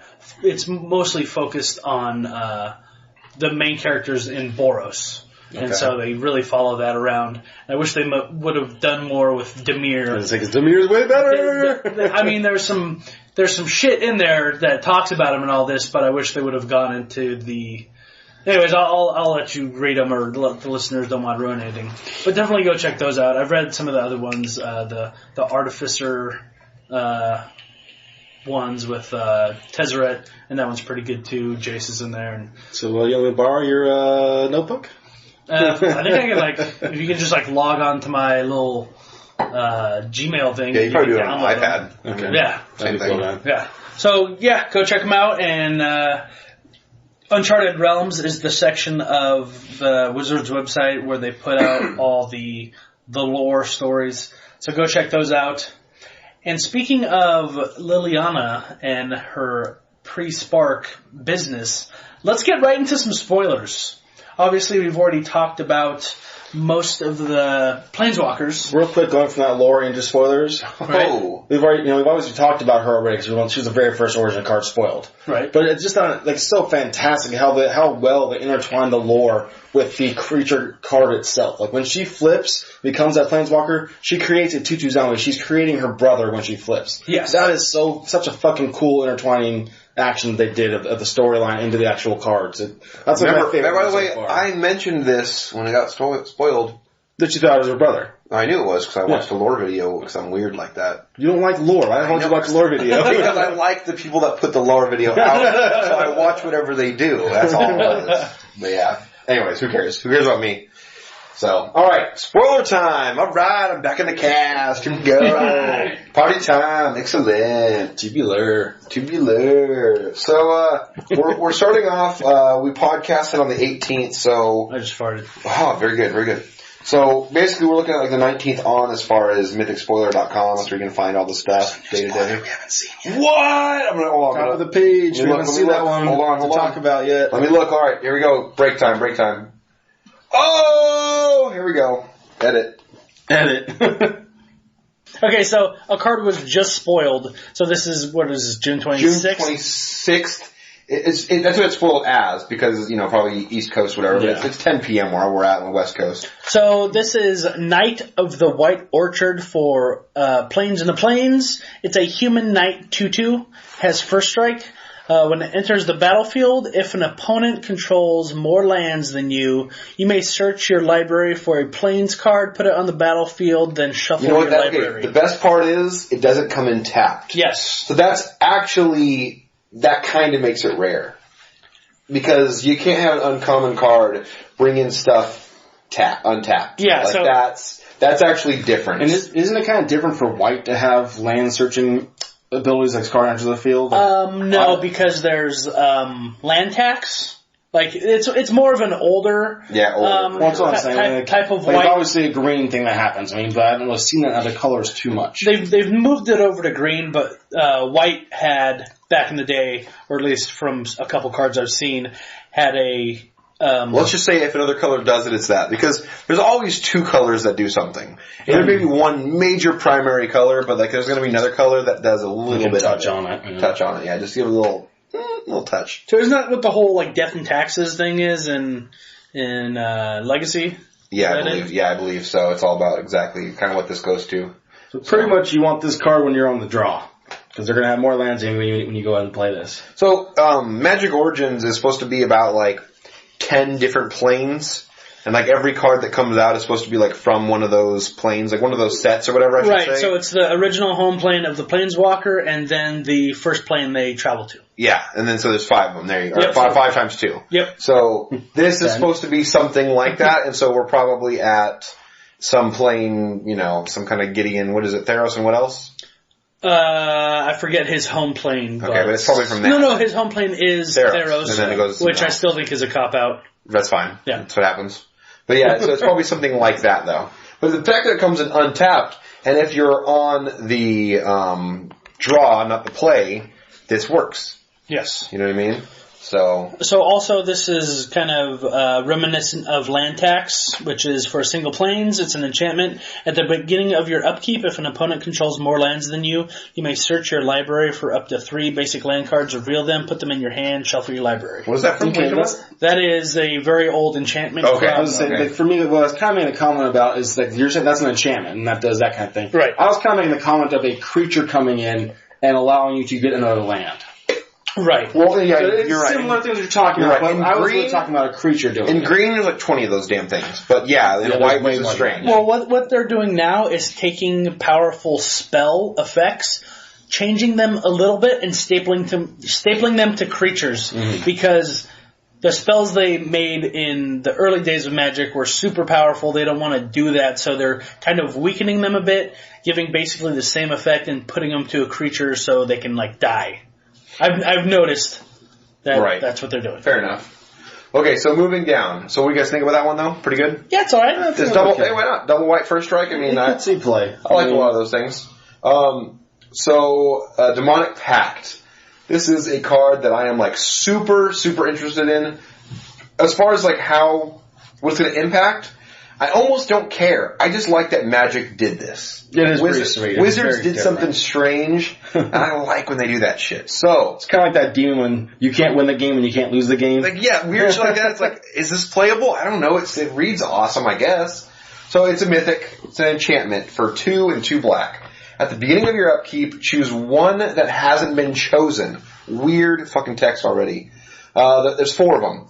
First one is Demonic Pact, deals 4 damage to target creature or player, and you gain 4 life. Next one is target opponent discards 2 cards. Next one is draw 2 cards. Last one is you lose the game. So basically, when you play it, you have 4 following turns, or I guess 3 following turns in a sense. Well, it's at the beginning of the upkeep. Yeah, so you have that turn, which you can't play anything that turn. You play it on your main phases. So next turn, you have 1, 2, 3 turns after that. On the 4th turn, you lose, which means you don't have any main phases, which means you don't play or attack. So pretty much 3 full functioning phases where you get this badass shit that happens. So, I mean, it's cheap enough. It's 4 mana. It does really relevant things, and then you lose the game. Mm-hmm. So unless you have enchantment hate on your own self, I would have a plan. My simple plan. I don't really think too much about it, but Abzan, Dromoka's Command. You do an ability that is allow you to put a counter on something, or fight something, or do something to your advantage, and you also choose to sacrifice an enchantment, and that will be on your own, to yourself. So target player sacrifice an enchantment. You choose yourself. You can sack whatever enchantment you want. You sacrifice this guy. Before you lose the game. Yeah, because Abzan mid-range and control needs to get better. Yeah, I know, right.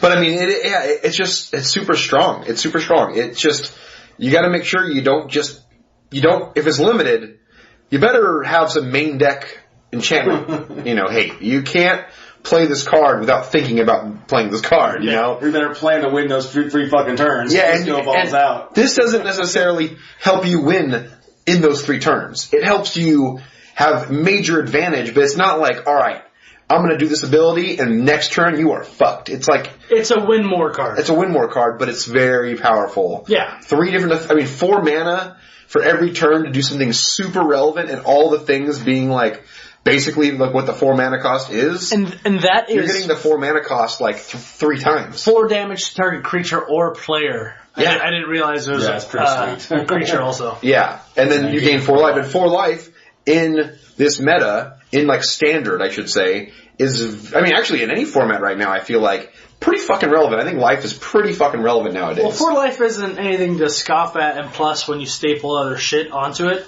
Yeah. And you picture this in a control shell. They get to do all these added bonuses without actually having to play any cards besides that one that particular turn. That could slot into something. Just imagine blinking this in and out. And there is shit like that too. There's gotta be shit like that too. Well, I don't know about in standard. I can't think of anything off the top of my head. But on your upkeep, blink this in and out. Yeah. Yeah, it's some crazy things going on. So I feel I have an erection. Yeah, if you have ways to kill it before you lose, then you got it, man. This is totally playable. But if that doesn't really come together, if for some reason Dromoka's Command, even as a 4-of, isn't really enough, it's not reliable enough, then alright, this card's not playable. But if you have other ways to kill it, this is the way to do it. I think Dromoka's Command is the best option, because if it's a bounce spell or if it's a destroy enchantment, then you're basically just 1 for 1ing yourself. Yeah. Which doesn't feel good. But Dromoka's Command is 2. Or 2 for 1ing yourself, I'm sorry. Yeah. Which that doesn't feel good, card-wise. I don't know if it would feel 2 for 1ing at that point, because you've already gotten 3 great advantages from the card. I'm just saying... I hear what you're saying, but... Straight up card advantage-wise, right. You're 2 for 1ing yourself. Yeah, it makes sense. But at the same time, you're also going to draw 2 cards from this thing. Right. So, alright, so moving on though, we think under the right circumstances, it seems very interesting. If anything, not anything else, it's very interesting. Simple as that. It's very interesting. I wonder how much play it'll see. I'm wondering. I don't know, but So someone's got to figure some crazy thing, some broken ass thing to do with this, like modern or something, right? Okay. Something's got to be done with this thing. Give me an idea. You got a face on you right now. Well, I'm just saying that there's a card in this set that turns enchantments into creatures. Right. Which make it easier to sacrifice or destroy your own creature. Right. Instead of an enchantment, because that's kind of hard. Fair enough. That could be something else. Just saying. So, now moving on to another mythic. It's a 5-mana legendary artifact. It is, Al-Hamaret's Archive. So it is a legendary artifact, like I said. If you would gain life, you gain twice that life instead. If you would draw a card, except for the first one you draw, then you draw 2 cards instead. So any additional cards you draw, you just draw 2 for each card. So this is like a white-blue commander card, right? Do you play in Standard? Do you see this being played? No. But white-blue commander shell. There's not enough cards. There's not enough relevant life gain in the card draw. That's pretty sick. And if for some reason someone's like, I gotta try it, it's one of. That's it. It's literally one of. Guess what? If it's gonna see play in Standard, it's gonna be played in a blue-white control deck. Yeah, exactly. It's the Sphinx's Revelation. No, blue-black actually would be fine because of the 3-mana spell, instant speed, that makes you sacrifice a creature and gain 4 life. Okay. And even still, Radiant Fountain. Okay. Yeah, Foul Tongue and Radiant Fountain, that could be a boost. Are you going to do it for 5 mana? No, you're probably going to play the fucking artifact that exiles all permanents, non-land permanents.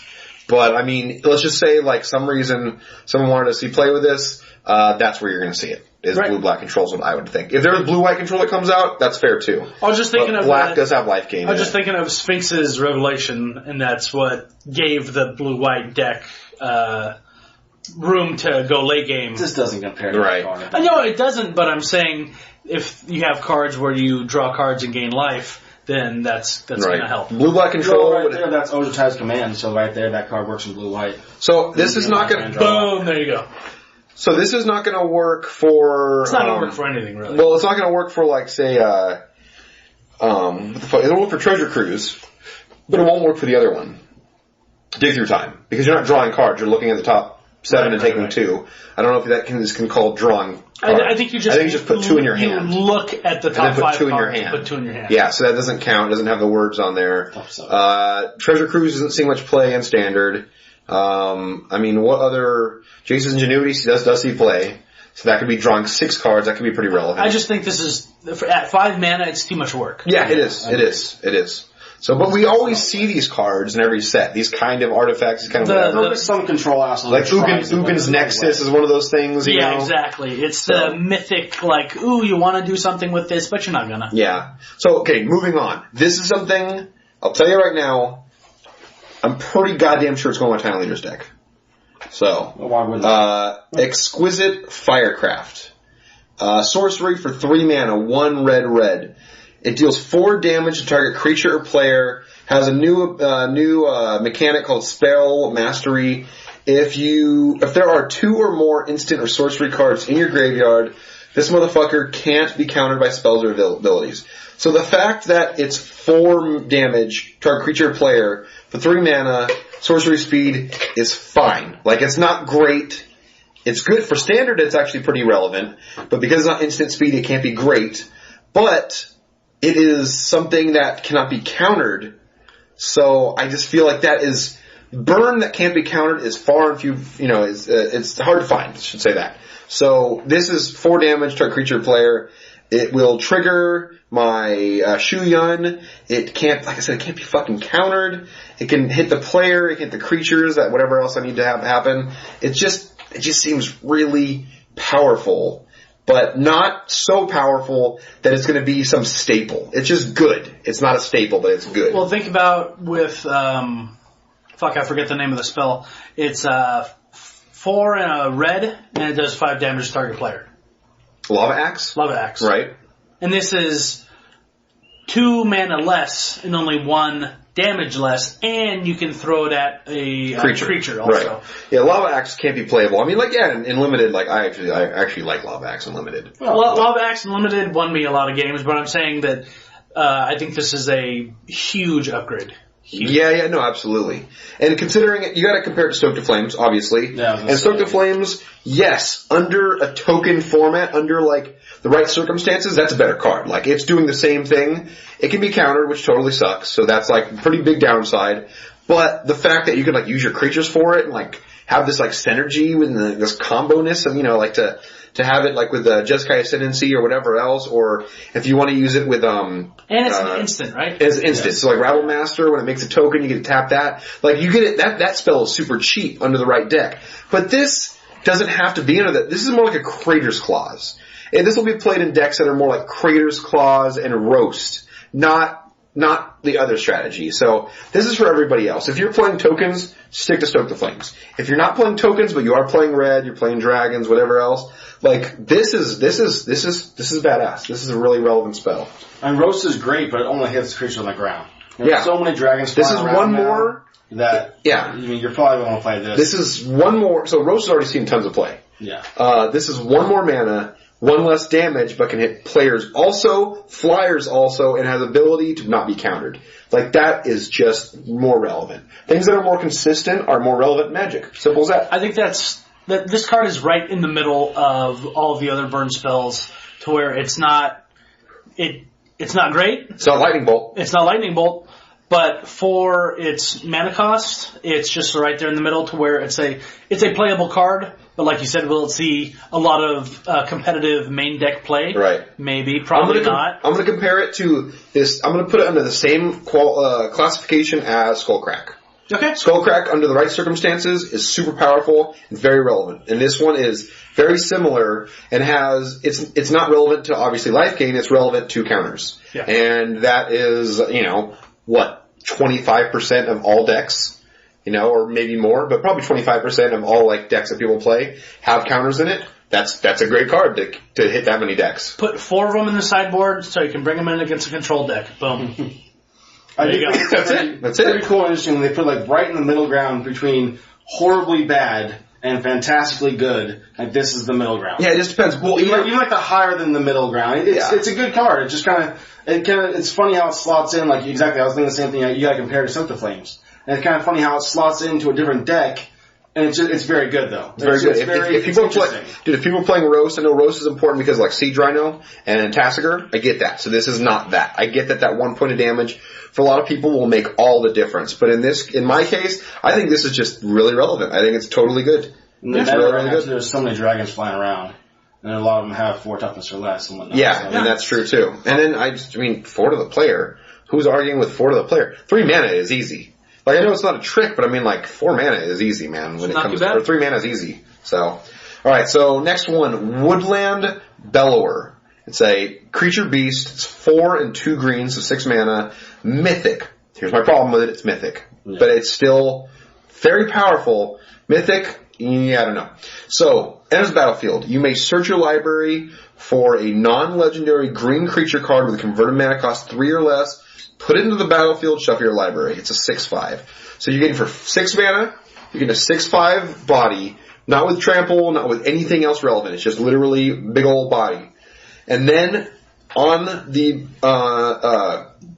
entering the battlefield, you can bring out something 3 mana. I instantly picture Deathness Raptor. Deathness Raptor is super relevant. I think that's probably I would say that is the most relevant card because that card won't go away. And so bringing out a creature that will kill something, it's a removal spell that can return to the battlefield and attack and people are afraid to block it, like, that's a very relevant card. But for being a mythic at 6, like, okay, here's my opinion about it to start us off. Okay. I wish it was cheaper and had a smaller power and toughness. I wish it was a 4 mana 3/3 that can bring out a 3 mana cost creature. Along with it, or a 5 mana 4/5 or 5/4 that can bring out a 3 mana creature. Being 6 mana, that sucks Just for play me. dragons, It just hurts to think that you have to. I don't think it's going to be all that fantastic. I don't think so either. The dragons and the synergistic things that are going on with dragons right now are just more powerful than this guy. Even though he does bring along another creature, which is powerful. Yeah. Especially when you can think of Death and Raptor or even a Goblin Rabble Master, different things. It's just, I don't think it's going to be good enough to take over a dragon slot. When you're thinking of cards like this, you're thinking of Genesis Hydra. Genesis Hydra is like very similar. You don't search your whole deck, but you also don't have the stipulation of 3 mana or 3 converted mana cost or less. Mm-hmm. You're able to ramp up with Nykthos, and have you guys seen Nykthos go off and have a Genesis Hydra for 11, and you get to go through the top 11 cards and pull out whatever the fuck you want, Hornet Queen, like whatever. And this doesn't do that. And that's only a rare, and isn't even seeing a ton of play. It's seeing like decent amount of play, but this is like going to be harder to find, more expensive, has a set cost and a set, mana, set ability for creature kits. I just don't understand. Yeah, I don't understand what's the point. It's just a big flashing mythic. And if you want to get a little bit more value, you could search up, the 1/1 elf. When it comes into the battlefield, you fucking draw a card. Elvish Visionary? Elvish Visionary. Oh, the 2 mana guy? Yeah. So, I mean, essentially, you get 3 cards worth of value. Even though it's just a 1/1, you still get to draw a card. Yeah. Someone else was saying, but once again, this is not going to be played in those formats. No, it's not. I know it's M15, right? That one's also M15. Yes. But the other thing I was thinking of... I thought it was in... It's an M15, right? Isn't it in the extra... Oh, is it? Oh, for this set? In the extra card Okay, slot? so it's going to be around for a while. That's fine. That's totally fine. It's a fair card. I don't mind that card. But it's not a flashy creature. Someone was saying, or maybe it was just me, I don't know. But Eternal Witness. That's about what I can think for 3 mana. If it's in standard, then Deathless Raptor. If it's not in standard, which I don't know how the fuck it's not going to be. I know. I'm just thinking like other things. Then you're going to get like Eternal Witness, get whatever card you want back. So you have a 2/1 body, card advantage, but of your choice, not just drawing a card. Right. And then you get a 6/5. Either way, I don't even know why we're talking about this much because this card's not very good. Let's move on. It's not that good. Next thing is a very simple card, not much to talk about. It's a 1 mana artifact that you can pay 1 to equip, and an equipped creature gets +1/+1 for each enchantment you control. It is a rare, and I don't really know why it's rare because all these other kind of cards that are like... It relies on so much more to be any decent at all. Yeah, it's kind of rare. It's kind of like the other commons that have been out in the past few years, like Ethereal Armor and things like that. Like this is not a junk common that you pull in your draft that you don't want to actually play. It's just not. I do not want to pull this in a pack. Boggles, that's it. Yeah, Boggles is fine, but they're still not going to put it in there. They're not, but they're not because there's the other better shit. They're already set. Like they already got. You're choosing between like all the other Totem Armor ones, and you already got like Rancors. You already got like really powerful shit on there. Yeah. And you're already stacking as it is. You want like to protect your creature in as many ways as possible, not just give it more power and toughness. If you wanted to do that, you can just use Phyrexian pump spells and weird shit like that if you really wanted to go there. So I don't think it's relevant. Oh, dude, this is very exciting. Can I talk Shut up. Let's do it. Go ahead. Take it away. Can I talk about this? I want to talk about it. Take it away, dude. Okay, so And then 15. So, you know how this is like the last core set and they want to do a bunch of special things with it? You know? Yes. You know how they made Scry and Prowess evergreen abilities for this great last send-off set of the core set? So, in that same vein, we're getting the Painlands back. Oh my god. Oh my god. Oh my god. And the same ones we had in M15. Yep. Not the other ones. Or maybe we will. Maybe they'll be all 10. I'm kind of hoping if they're doing this. I really fucking hope so. Jesus Christ. I hope they do the enemy Painlands as well. They're not, because there's so much mana fixing at this point in standard that they're not going to put out the enemy Painlands. They should at least done enemy only, not the allies. Yeah, and it should be enemy only, you're right. Well, but I know it's too strong for that 3 months. Okay, fair enough, but we're going to have a lot of lands taken out. Like, even Mana Confluence is going away. So, but the very relevant land going out in rotation. Like, I understand that you put certain lands back to back in core sets. Like, they did the Buddy lands or Check lands or whatever you want to call them. And But this is like the send-off. They made this set sound, or maybe this is just my expectations, because part of this is fuck Wizards and part of this is, well, it's my fault for having expectations. But they put it to where it was like, this is the last core set, this is Magic Origins, shit's gonna be crazy, and then they give us the just give us the lands that's already fucking legal and standard. Right? Yeah, not really. I was so pissed, because everyone's always like excited, like, what's the new cycle of lands they're gonna put in? Because lands are extremely relevant. These are amazing. And these are good cards, and I get like, hey, we don't have to go out and buy more lands because some of us already have most of these lands. And I get that it's easy, but just my fucking excited expectations got smashed to smithereens. You know what's badass? 5 weeks ago, I sold all my pain lands. That's pretty sick. Actually, that's good because they're probably going to go down. And then you can they're going to go down. Buy back in. You're damn straight I will. I am excited. I have to now because it's going to be relevant again for another 18 months. So I'm going to buy back in. I'm excited to be able to complete my 4 of sets. Like, I already have all the caves, all the battlefield forges, and Lanor Waste. I think I'm 1 short on the Yavimaya and 1 short on the Shivan. So I'm actually really close to having them all. But whatever, I'll be okay with pulling them. But I agree. Like, I've seen much people talk about it, and nobody's happy about this. You shouldn't be. This is a mistake. You shouldn't be happy about this shit. So, I mean, like, yeah, they're good lands. They're untapped lands that, like, get you mana. Like, you know, whatever color mana that you're looking for. That's great, but, like, we just had them. I don't fucking care about this stuff. Make up some new motherfuckers. Yeah, make up new motherfuckers. Or we set the enemy ones.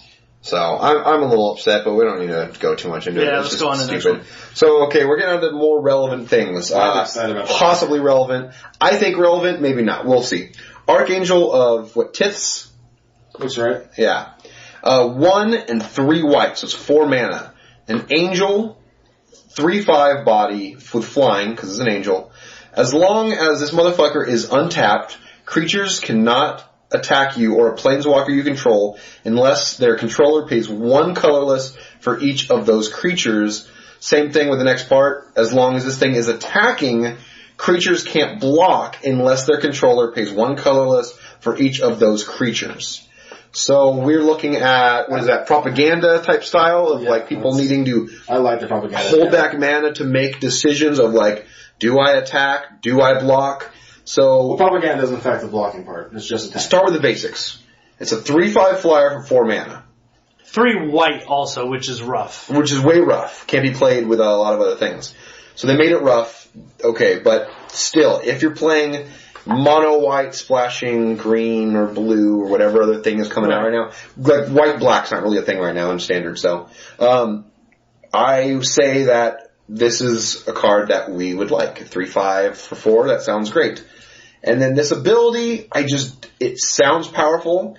Kind of excited for this little tempo, little advantage of, they have to think about their turns and it gives you this advantage of like, they can only attack or play spells, or just not play their bombs on next turn because they need to like think like, all right, do I hold back and go for the long game and just like flood the board with all my shit, or do I just keep the cards in my hand and pay out my mana and just attack in? Like it's a little tough. I am going to say right now that it's a sideboard card and in a strategy that fits with that high mana cost. But I think that against like a token strategy and things like that, super relevant, like against like token strategies. The 5 butt is fucking gigantic for those things to take care of. And the idea that you can't just dump your hand anymore and you gotta just like attack with your little 1/1s and whatever else, like it might just win the game for you kind of, It stops people from going wide. If your game plan is to go super wide and just flood the board and attack in, then it's not going to stop you dead in your tracks, but it's going to stop you from going even wider. It's going to stop you from, like you said, just dumping your hand, because why are you going to just flood the board with all this shit when you can't even attack with the things you got barely? Yeah. So I made a mistake earlier when I was a little more excited about this. I happened to kind of skip over the fact that it has to be untapped than to actually have to pay. Right. That I do not like. Yeah. Fair enough. I play propaganda in my EDH deck, so I like that effect. I think it's pretty good. It's won me many games because of that kind of situation. Yeah. So it can be a real pain in the ass. I don't like that it has to be untapped to do that, though. What I do like That's unfortunate. is that it's stackable. That you can, if you have 2 of them out, they have to pay 2 mana per creature and 2 mana to block.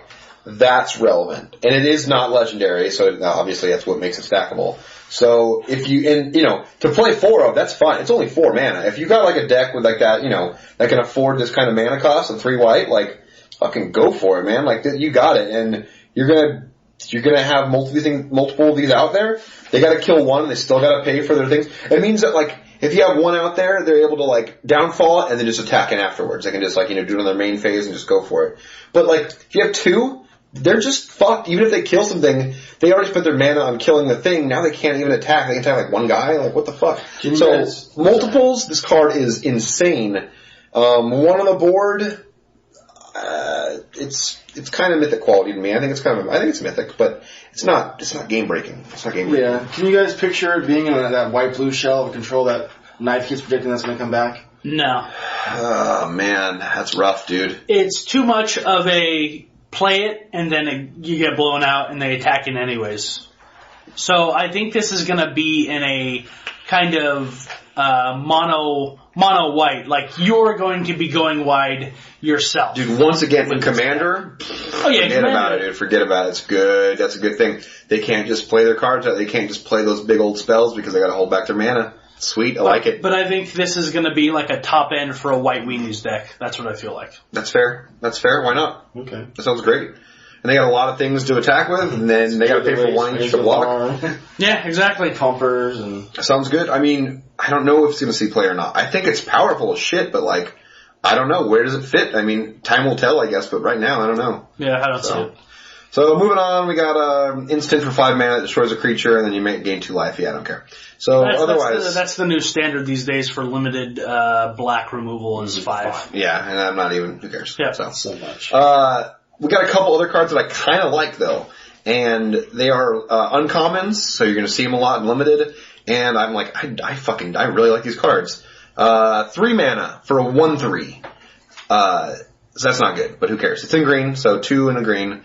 Renown 2. So Renown is a new mechanic.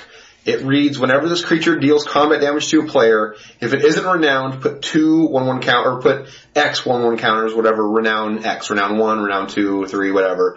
Put that many 1/1 counters, and it becomes renowned. So, as this card, this first one is not as good as the second one, I think, but, it's a 1/3 with renown 2, so it'll become a 3/4. Whenever a creature you control becomes renowned, you draw a card. And renowned is also like monstrous, where regardless of whether the counters come or go, it's still renowned. Yeah. So it can't become renowned again. Yeah, exactly. Get more counters. Exactly. So you have that. And this card is fine. This card is not going to see play anywhere else because it's just limited. It's just like Outlast, where Outlast, all creatures with 1/1 counter have lifelink. Like, that's not playable, It's like, it sounds good, and then limited, like, that's actually a beast and a half, but this is not that. The next one, though, I'm not so sure. The next one seems more powerful. It's 1 green and a white. So 3 mana for 2/3. Has Vigilance and Renown 2. So it is a 2/3, which is better than a 1/3, obviously. And it has Vigilance and Renown 2. So I feel like this one, even though the draw card thing seems really, really sweet and maybe played together, okay, that's something else and like limited. But this one on its own, I like the 2/3 body for 3 with Vigilance. It's already like totally limited playable, no problem. And the fact that for 3 mana, you can have a 4/5 Vigilance, that sounds fucking ridiculous. A 4/5 Vigilance for 3 mana is ridiculous. Simple as that. It's fucking ridiculous. Vigilance is definitely one of your, like... I really like Vigilance. Vigilance is like, you don't have to think about it. You just attack or not. I just like that shit. But like I said, 4/5 for 3 mana. I know it might not happen, but like, the 3 booty is like big enough to get around a lot of like early game threats. And does someone want to like have to waste removal on your uncommon 2/3? I don't know. Like, that's kind of a win-win for you too if they want to kill that thing so that it doesn't get renowned. So it's just great. They waste removal on it, you're kind of happy. And then if it hits, you're like, oh my god, I have a 4/5 Vigilance. It's insane. Something I also noticed, specifically in white in this set, is there's a lot of tap target creature in white. Like, multiple cards. So, to get the Renown to actually trigger, I think in white it's going to be really easy because you're going to be able to tap down the blockers, have your shitty little 1/3 or 2/3 get through, right. And then they're going to be a pain in the ass to deal with. Fair enough. And let's skip this fuzzy one because people are... No, nobody cares. Nobody cares about the Nobody fuzzy cares. I mean, a lot of this stuff is kind of like limited stuff. We have a cycle right now of these cards that they want... I don't care about this first one. So. Yeah.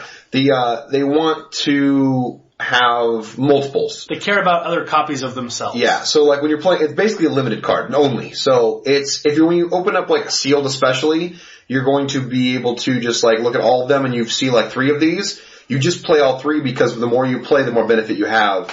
If you are drafting and if you do see this card available, pick one up. If you see a second one, you're like, okay, nobody's playing this. They already passed me another one. Like now I get to have 3 or 4 of these. Now we're good to go. So they're in all colors. They're all single mana cost for their color and then plus whatever else. So like there's the blue one is single blue. The white one is white and a blue or white and a colorless. Jesus Christ. White and a 1 is what I wanted to say, but I can't. The W's are fucking me up. The red one is colorless and red. The black one is 3 colorless and black, and then the green one is 1 colorless and green. The white ones are fucking me up. The 1 and the 1. The 1 and the 1, dude. The white and the 1. The white and the 1. 1 is a 0. Can't talk, dude. Oh. Can't talk. So the first one is a 2/2. The white one is a 2/2 that when it enters the battlefield, you gain 2 life for each creature you control named this thing. So when it comes in by itself, you gain 2. If you have 2 of them, you gain 4. You have 3, you gain 6. The next one is a 1/1 flyer for 1 blue.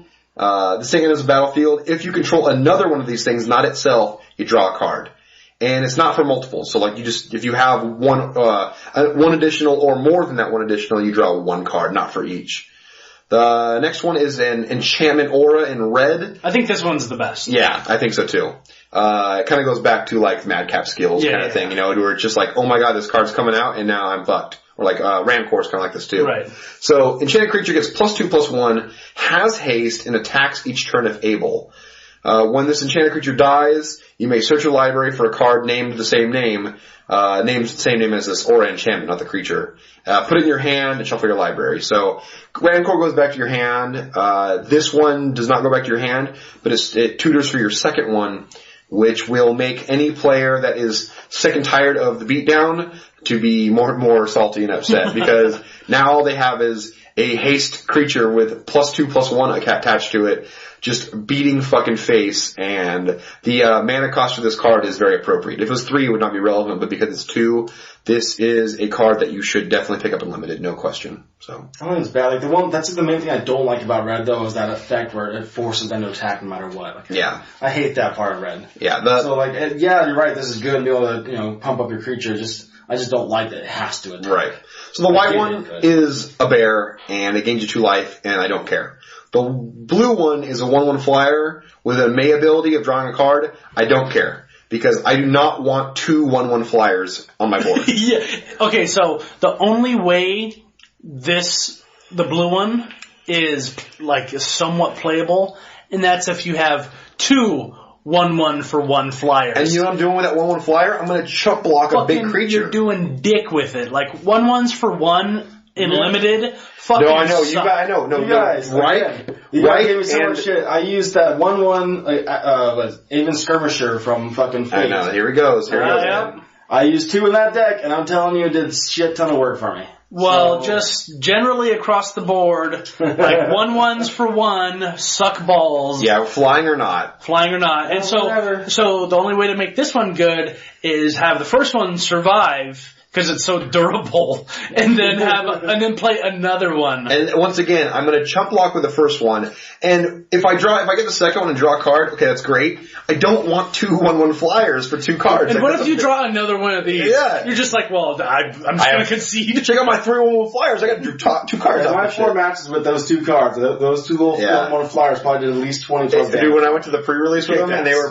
like Ryke and him were both playing it, and I'm like, friends play 1/1s, dude. Like friends don't let friends play 1/1. But watch this. It just did 6 damage. Yeah, that's fine. But no. So that deck was all about pumping creatures as well. So that's fair. No, okay. With the it was very synergistic. With bolster, that's actually relevant, and with bolster is like the only thing I can see that card being relevant. But the blue one's the worst. Blue one sucks. Well, yeah, I'm not defending that card. I'm just defending my draft deck that went 4-1 or whatever. So the black one enters the battlefield, put a 2/2 black zombie and the creature token onto the battlefield for each card named this in your graveyard. This is 4 mana 3/2 which is playable by itself. I feel like it should have menace. Oh, okay, I see what you're saying. Like, I feel like there should be something more for this card. Like, this is a powerful ability, but a 3/2 for 4. I think it's still playable. And then you're hoping it's going to die so you can cast another one. Yeah, and get that's the whole problem. Yeah, that's the whole problem. It's way too much work. And it's like the 2/2. Yeah, if they would have like. Luckily, it doesn't come on the battlefield tapped. The zombie token, that's nice. Yeah. So the most relevant one, I think. Well, actually, the red one's the most relevant. But the second most relevant is the wolf. Yes. It's 1 and a green for a 2/2. So once again, like just like the white one, it's bear. I'm fine with a 2/2 for 2. Like I'm gonna play that shit if I have nothing else, and you probably won't. So it gets +1/+1 for each other creature named this. So you have 2 on the battlefield. You got 2 3/3s for 2. And they don't cost double green, so that means you can play it with other colors, because they have a lot of well, not a lot, but they have a lot of like 3 2s and 3 3s for 2 in green, but they're always double green to get that added bonus. This one is not. And then imagine if you had 3. You got 3 4/4s for 2 mana each. Fuck you, dude. That is insane. You know what it reminds me of? It reminds me of the green sliver that just gave other slivers +1/+1. So even if you weren't in draft, if you weren't running a slivers deck, if you were in green, you'd still pick up like 2 of them. Just because a 2/2 for 2, whatever, and then if you have both of them out on the field and they pump up, it's like, sweet, I'll fucking take it. That's pretty much what it is. I will play that as my 20th and 21st card. Yeah, exactly. So we got Crow in the bathroom right now, but we're going to move on anyways. So we only got a few left to talk about, but I want to go through like the rares and mythics. The other shit, like we'll mention the name maybe, but who cares? Jace's Sanctum. 3 and a blue. So it's 4 mana for an enchantment with instant and sorcery spells you cast cost 1 colorless less to cast. Whenever you cast an instant or sorcery spell, you get to scry 1. Is this good enough? That's tricky. It is tricky. So I think it'll trick you into playing it and then not do much for what it is. So well, we have to look at. Well, we should be looking at this for all the cards, but it just popped in my head. What is going to be rotating out? And obviously, we don't have a list. Like we can vaguely think about what's rotating out, but once Battle for Zendikar comes out. Theros and all that shit is going to be rotating out. So is there going to be a control deck that's going to want this in their deck? Because this is a powerful effect. It costs 1 less. So an is it type of combination. Yeah, definitely is it. Is going to play this, and you get the scry 1. And if you're an is it burn counter or just a blue white. Yeah, X, I think black. I like that your counters from the rest of the game, because the counters late game are very relevant. I think that you're able to do the dig through time, then hold open counters, and you can cast multiple spells per turn with this. So I see it as obviously strictly a 100% control deck, not control plus something else, just control, and that is it. And even still, this card should be cheap because you should be playing 1 or 2 at the most. And is that even powerful enough? I don't know. The scry is powerful. The scry, late game, when you're already having cards that just get you through the first 5-6 turns to get you to the late game, then this card will be more powerful, and your scries will be more powerful.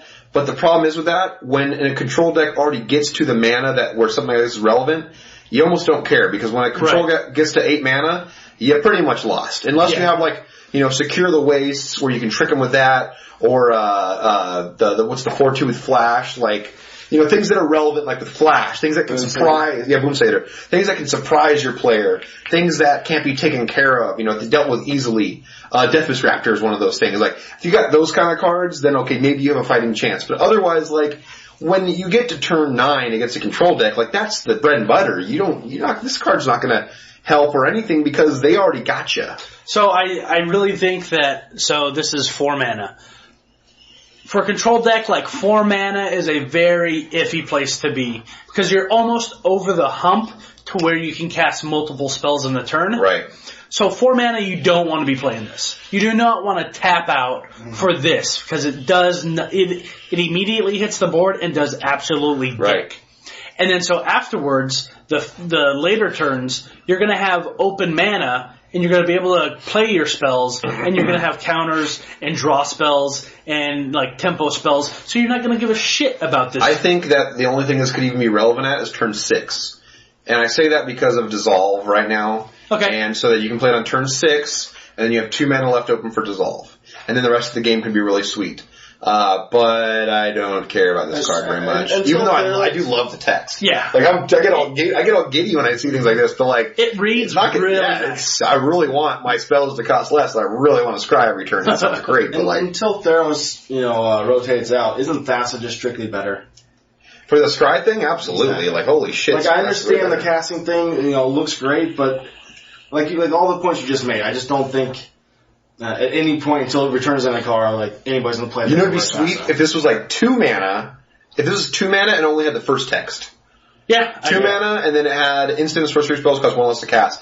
You can play it on 2 because turn 2 you don't really do anything. That would actually be a little bit broken. And then it would be a little bit. You're right, but still, like that's what makes it like relevant. Because they did have the is it dude Goblin Electromancer. Yeah, so and it was a 2/2, and then he did the same thing minus the scry. Yeah. Right, but that was okay because you could just kill it. Yeah. But this is an enchantment, a lot harder. But that was like an uncommon. You could make this like even like a mythic if you really had to, or something like more relevant, and then like it's a little broken, but like I don't know. It sounds fun. It sounds like a good card to like make things cheaper. That sounds great. I don't think it's going to see play. I don't think it's going to see play. At 3, I think it would have. So next card. First of all, limited fucking bomb. Jesus Christ, is this going to be such a good limited card? Like, this is going to be the Whisperwood Elemental of Fate Reforged. Where, like, if this card comes down and you can't kill it, like, guess what? You just lost. Right. So, it's, Kithian's Irregulars. It's got, like, 4 little peoples up there. It's weird. 4 mana, 2 and 2 white. Human Soldier, it's a 4/3 body. Renown 1, so it's that 1 if you get to do combat damage to a player, you put a 1/1 counter on it, and it's only 1/1 counter because Renown 1. But it has an ability that does not require it to be tapped, or nothing special. It is pay 2 white, tap target creature. Holy fuck, limited, my god. Renown mechanic up the ass. Yeah, Renown is fine. Well, I'm talking for other creatures. And it works with Renown. Yeah, it synergizes with other Renown creatures because you want to get in, like Knife said. But the ability, like the idea to like just tempo and tap your opponent's creatures whenever you want for 2 mana, and it's not just like doing it once per turn. Like if you play like, if for some reason you want like mono white or like really strong white splashing green Renown, this card is crazy. Yeah. This card is crazy. Yeah, I mean the mana's a little rough.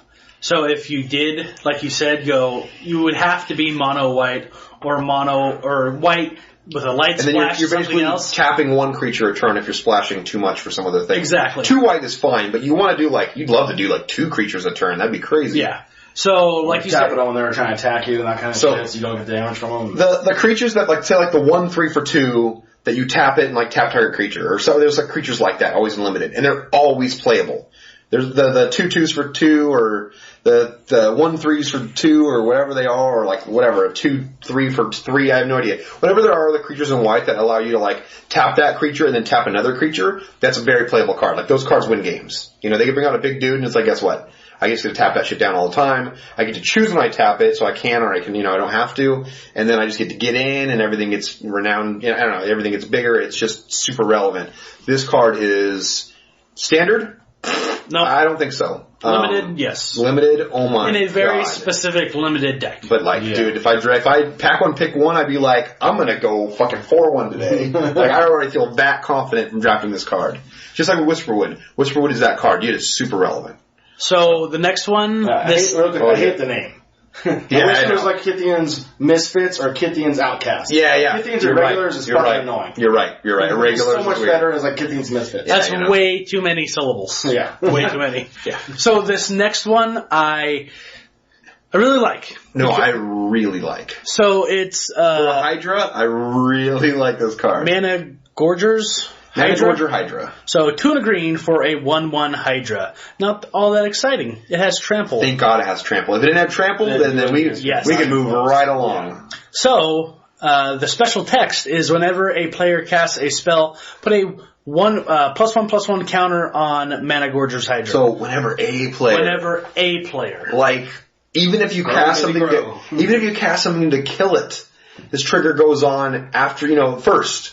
So it's going to become a 2/2 even if you try to kill it. You know what this reminds me of? Ugh. It reminds me of the Hydra in The one where it doubles its counters? 13. No, it was M14. I think it's M14. Yeah. Anyways. Pretty sure. I think I have that card. So, the reason I say that is because if you let this thing get out of hand, it's gonna fuck up your day. Yeah. Big time. Big time. Big time. Like, this is something that, if you had to waste the removal on it, it's a 3-mana spell, it's a 1/1 with trample. If they have to kill it, you're like, same thing with that other card I was talking about, you're like, cool. You just killed my 1/1 for 3 mana. Like, yeah. I got other cards to play. I'm like, I'm pretty cool with you taking out my card or whatever. But if this thing like you said, gets out of hand, it's got trample. Like, you're out of here. The burn spells are gonna get out of the way real quick. You play this guy, you pass a turn, they play a creature, summoning sickness. Now that's a 2/2. Now on your turn, you get to play another creature. Now it's a 3/3 with trample coming in. And it's like, that's a very simple play. That's only like one spell a turn. Nothing special, just standard Magic play. When this thing's allowed to attack, it's a 3/3 with trample for 3. And a 3/3 with trample for 3. That was great to me. Yeah. And it only gets bigger if it doesn't die right away. So like, this card is solid, man. It's that much harder to find removal and limited, so this thing could easily just fucking go off. You can't quickly find removal. I love also that like this, it screams Simic to me. With like the blue, able to draw a bunch of spells and a lot of like just counter interactions. The obvious thing to put together with this is that 1-mana enchantment, the green. What's that one? The one that puts an additional counter on it? So like, it doesn't double the counters you put on it, but like, if you put 5 counters on something, it just puts 1 additional. So like, whenever you put a counter or a set of counters on it, at that time, puts 1 additional. So like, a Hardened Scales. Hardened Scales. So this thing, if you have Hardened Scales, which is not going to be played with this, but still like, in your fun, on the side, cheap Moto deck, this and Hardened Scales is really relevant. And then also alongside all the other Outlast type things where things get lifelink and flying and blah blah blah. Like, this is going to be a really fun card to play. It's going to be cheap. It's not going to get expensive, and it's going to be awesome. Okay, so think about this. Turn 3, you play this.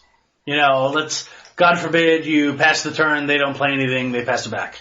Can't imagine. You play a land, so you have 4 mana. You play Hardened Scales, so it puts a counter on it, and then you play anything else for 3, and it puts 2 counters on it.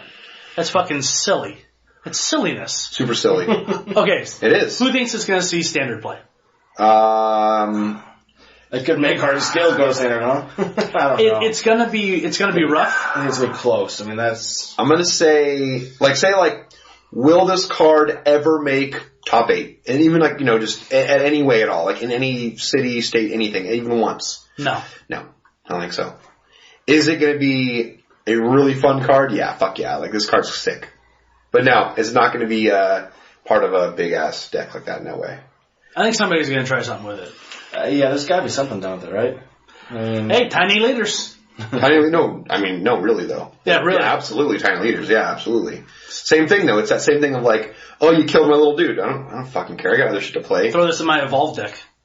That I'm never You're gonna build. damn straight. All right, let's move on to the next one. It is. Real quick, throw this in my elves deck where I can drop 6 elves in a turn. You're bait. Tiny leaders.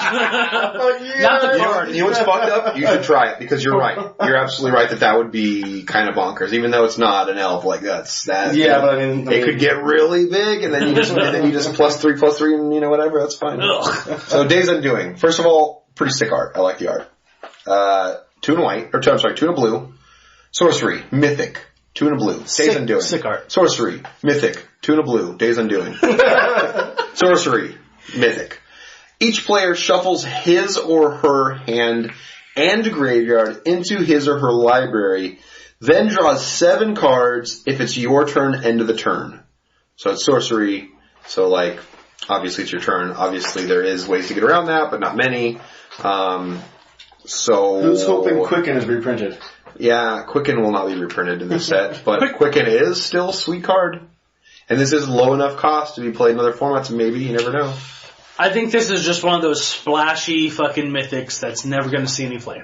Really? Yep. I've seen a lot of people talking on Twitter about how excited they are to brew some crazy shit up in Modern with it. I'm not defending it. It looks fantastic. It's kind of different. It's kind of cool. A lot of things are happening. I don't know how it's going to be abused at all. I don't really see it either, but I hope somebody does something with it because overall it's kind of fucking cool. This card is strictly an answer to certain questions. Whatever those questions are, whether it's mill, which I don't think it's that good against mill, whether it's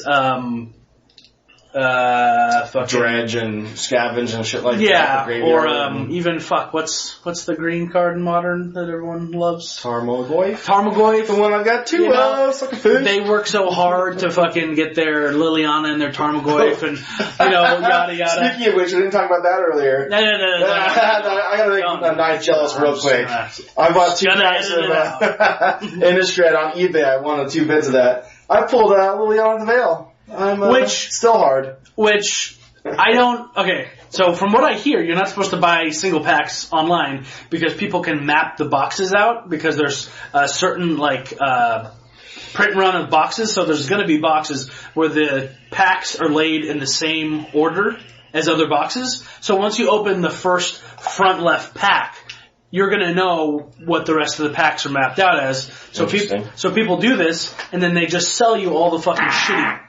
Oh dear God, that was an ass flapper. So they sell Knife City. How dare you? What can I say? So they sell you the rest of the shitty packs, and they keep all the good packs and just make money off. You're getting saltier and saltier. No. So I'm saying I'm not happy for you. But people out there shouldn't buy single packs online. Just buy them from your game store. I hadn't heard about that. But. Yeah. So you're either way. So you're lucky. It didn't happen to me. Yeah. Yeah. So I'm lucky. 2 Tarmogoyfs, a Liliana the Veil. A little bit of noob knowledge for you. Be jealous. Be salty. I hope your booster box is damaged. Yeah. Every card. I will get a refund and keep the good shit. Alright, so let's move on. So yeah, is Legacy play? I don't know, man. I mean, it's powerful, but I don't know, fucking who cares? Yeah. So we're gonna kind of move kind of fast through these, I think. Starfield of Nyx, 5 mana, 4 and a white, enchantment. At the beginning of your upkeep, you may return target enchantment card from your graveyard to the battlefield. As long as you control 5 or more enchantments, each other non-aura enchantment you control is a creature in addition to its other types and has base power and toughness equal to its mana cost. So it's a mythic. It's an enchantment. It's 5 mana. Is this insane? Is this not insane? I think that things like Palace Siege, stuff like that are seeing play a little bit. Outpost Siege. Outpost Sieges, and this is kind of one of those cards that does some relevant things, and I can see that, every turn you're getting stuff just back on the battlefield. That's pretty relevant. So for 3 months, for 3 months, Theros is going to be awesome. Yeah. Because this is one of the cards that's from Gideon's home plane of Theros, because that's what they're doing. They're making cards from home planes and first travel to planes. So this is from Theros, obviously. It says Nyx in there. So what you're going to do, you're going to run 4 Banishing Light, 4 Chain to the Rocks, a couple of these, and then just a bunch of enchantment creatures. Yeah. And then you're going to lose. And then everyone's going to laugh at you. Yeah. I mean, I think it's insanely powerful to bring stuff just simple as that, because enchantment card could be creatures or anything. I mean, it's pretty relevant. But, a lot of the blossoms go with that deck and... Yeah, and it just dies, and you just chump block, and you bring it back, draw another card. Yeah, you're right. For the next 3 months, that's pretty powerful. And then stuff, and then this thing itself becomes a 5/5 and whatever else. This is pretty insane. But 4 Myth Realized, 4 Chain to the Rocks, 4 Banishing Lights. I'm gonna fucking brew a deck, and it's gonna suck. I bet you's been really lost. Wait, what's Myth Realized? Myth Realized, whenever you cast a non-creature spell, you put a lore counter on. Oh yeah, the 1 mana. Yeah. Yeah, the 1 mana enchantment. Yeah. So yeah. Doesn't get you slow. This is. It's going to be horrible if all sorceries be bullshit. Yeah. I mean, I'm going to brew. It's sick though. It's a sick card, and I'm glad they printed it. But it's I don't know, man. It's not going to see a lot of play. Say that people like it, but whatever. It's mythic. Mythic, yeah, whatever. So Flame Shadow Conjuring, 3 and a red enchantment. Rare. Whenever a non-token creature enters the battlefield under your control, you may pay 1 red. If you do, put a token onto the battlefield that's a copy of that creature. That token gains haste, exile at the beginning of your next end step. This is probably one of the most relevant cards I've seen so far. I think this is, it'd be nice if it was 1 cheaper. I think 3 would be a better cost for it to be more powerful. But I feel like this is pretty fucking strong to keep your card on the battlefield and have a copy of it have haste, die, not die, trade with a creature, that's a fine. If it has enter battlefield effects, like holy shit, that's really relevant too. I mean, it's only 1 red to activate, like this is really good. If it was, one colorless and a red to activate, or this spell costs more, or like, there's other things that can happen with this where like, okay, this is not so great, but I mean, I like it. And I think it'll see play. Like, I sure think it'll see play. I think that people will really want their cards to come in with a token that just like, guess what? Whatever I play, you gotta be ready for this creature coming with haste and triggering whatever end of the battlefield shit that is. Like, that's sweet. We could see like a red devotion deck. Perforos, dog. Perforos, and also Fanatic Amogus. Yeah, 4 damage, dude. 4 damage. Yeah. You know why not? At the same time, I also was surprised I didn't see too much play. There's like cards like Twin Flame that sound like they could be good, and they don't see play at all. But this is better. You're right, but those you have to pay the same mana in the same turn. That's why they don't see play. Mm-hmm. This you play on turn 4, and the rest of the game you're like, guess what? I have the advantage. Like this is card advantage. I agree. I'm just saying on the other side, there's a chance it doesn't see much play. Anyways, anything else? There's also, I saw somebody post like on Twitter that there's some kind of like 5-card infinite combo involving this card and some other fairy coming in the set and this and that. So we'll see. I like it. I think it's cool. But, yeah, I think it's relevant. I think you'll see play. It's one of the only cards I can see out of this whole thing, and I'm like, yep, I've seen play. Tainted Remedy, 2 and a black. First of all, super good mana cost on this card. Yes. All the other cards like this do not read like this. So, if an opponent would gain life, that player loses that much life instead. I am excited to go back to Orzhov right now and go play some white, black, tiny leaders nonsense and have a whole bunch of fun with something like this. I think it's really, really cool. What do you mean? I just think it's when you can force your opponent to gain life. There's lands that like when you tap for a certain color, like they gain 1 life. Like the old lands that do that. I know there's like a red green one that like when you tap it, your opponent gains 1 life. Or like stuff like that. Target player gains life. What's that? You can make things like that happen. It can be used like, of course, like sideboard against stuff that just like wants to gain life. That's fine too. But like, Swords to Plowshare. This is a build around card. I feel like this is one of those cards that like, oh, dude, this is awesome that you can, Swords to Plowshares, Devour Flesh, that kind of stuff, and it makes this creatures. It's a card that like it's a build around, and if you get, it's kind of like that one that all your creatures deal damage equal to its toughness. Like shit like that. Like when this thing is together with the other cards, like holy shit, kind of unbeatable in a lot of ways. In standard, no, but in other no, not standard. In other weird Can't formats, see the standard. Nope. And check out the art. It's Liliana giving that root to her ill brother. Dead brother or ill brother. Okay. Yeah, so it's cool. Yeah, it's cool art, part of the lore. Drink this, brother. It'll bring you to rest. That's the flavor text on it. It's kind of cool. Yep. But I just think that the reason this card is any kind of relevant is because it's 3 mana. And it's 2 and a black, so that means it's meant to be with another color, and that's fucking rad. It's totally rad. I really like the idea of this card.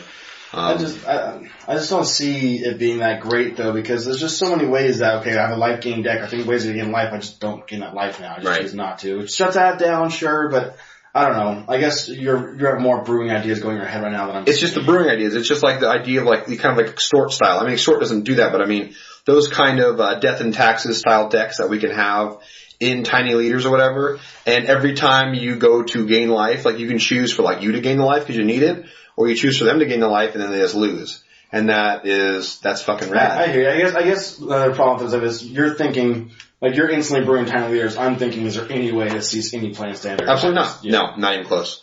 I think that, dude, Congregate. Target player gains 2 life for each creature on the battlefield. Well, I guess that's 4 mana, so you can do it in Tiny Leaders. Yeah. But still. But there's those ways there's ways like there's things like that say like this. Ways to make a target player gain life are way cheaper than target player lose life. So like having this to go along with those kind of spells, even isn't that one that Ryke likes, that 2 mana, 1 in the green. Feed the Clan. Isn't that target player gains 5 life? I'm actually looking up right now on my phone look up all Feed the the Clan. spells. If it says target, I mean that's like, I don't want to say that card very relevant. I'm just saying the idea of that card is relevant. Right. That like for 2 mana, you might be able to make them lose 10 life. That's hilarious. Who the fuck wants to lose 10 life for 2 mana? That's crazy. Then you're playing 2, 3 of these and 4 of Feed the Clan. Yeah, you can go like an Abzan, like life gain, life loss, death and taxes, weird ass. It's a cool card. It's a cool fucking card. So what is it? Come on, what you got? Next we got Dark Petition for 3 black for a sorcery at rare. Ugh. Search your library for a card and put that card in your hand, then shuffle your library. It has Spell Mastery, which is weird to see in black. If there are 2 or more instant or sorcery cards in your graveyard, add black to your mana pool. So like, if you have Spell Mastery, this card's sick. 2 mana tutor, in a sense. You gotta be at 5 mana, so you gotta be late in the game. But I mean, like, you're able to search up your Ugin, your dragon, like Slumgar's, Dragon Lord or whatever. You can search up some DC Undead Vizier. Yeah, that's relevant. And then you get to, like, cast more things. But, it becomes a dark tutor, demonic tutor at that point. It takes a lot longer to get there. And I'm not a fan. But I mean, like, to think of it just really bare bones that when it comes down to it, it's 2 mana for a tutor for any card and put it in your hand, that's pretty sick. But it's just still the 5 mana. So the reason the other ones were good is because you can cast that early and, like, get to where you need to be, You already know what you need, and this time it's just, you're looking for Dragon Lord, Ugin, or one of those things, and that's pretty much it. I guess if you had to, have this, you can get board wipe or something like that, so that's cool too. So like, if it ever saw play, one, that's it, Don't use it, doesn't seem going to play. I think it's going to be Commander or something else, not standard playable. I think it's better than Diabolic Tutor though. Yeah. So, I want to say Honored Hierarch, 1 green, 1/1, Renown 1, it's renowned, it's vigilance and taps for any color mana. So obviously it says Hierarch, so you're like, oh my god, it's a Hierarch for 1 mana. Like we're going back. This is awesome. And then it's a big old trick. Yeah. Like you're not gonna do anything with this. Fucking right. That could be a goddamn common pretty much. I mean, a 1/1 has to do damage, be able to tap for that mana. I play it in limited. Yeah, duh. I mean, like the chance of having a 2/2 with vigilance that taps for mana for 1 mana, the chance of that in limited sounds great. Anytime this is going to be seen in standard, yeah, fucking absolutely not. Get the hell out of here with that shit. Stupid idea. You guys are idiots.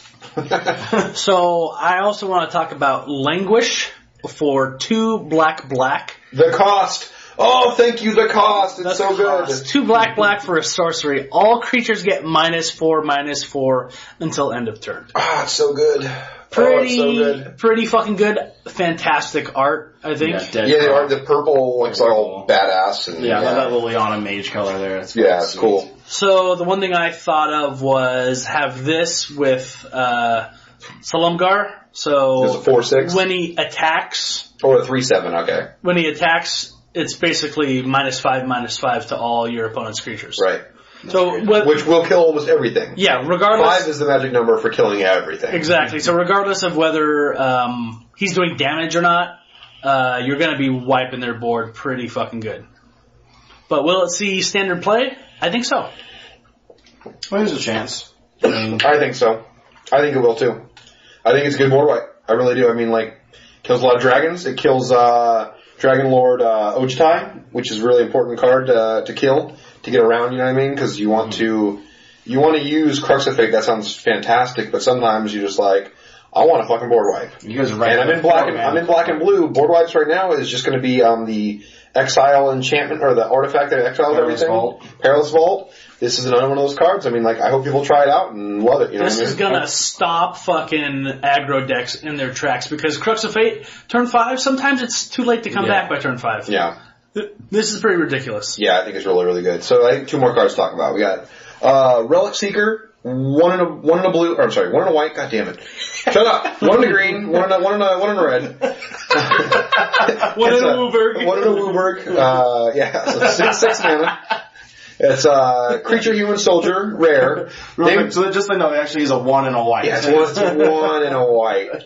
It's human soldier, 1 and a white, relic seeker, rare. Creature, human soldier, 1 and a white, relic seeker.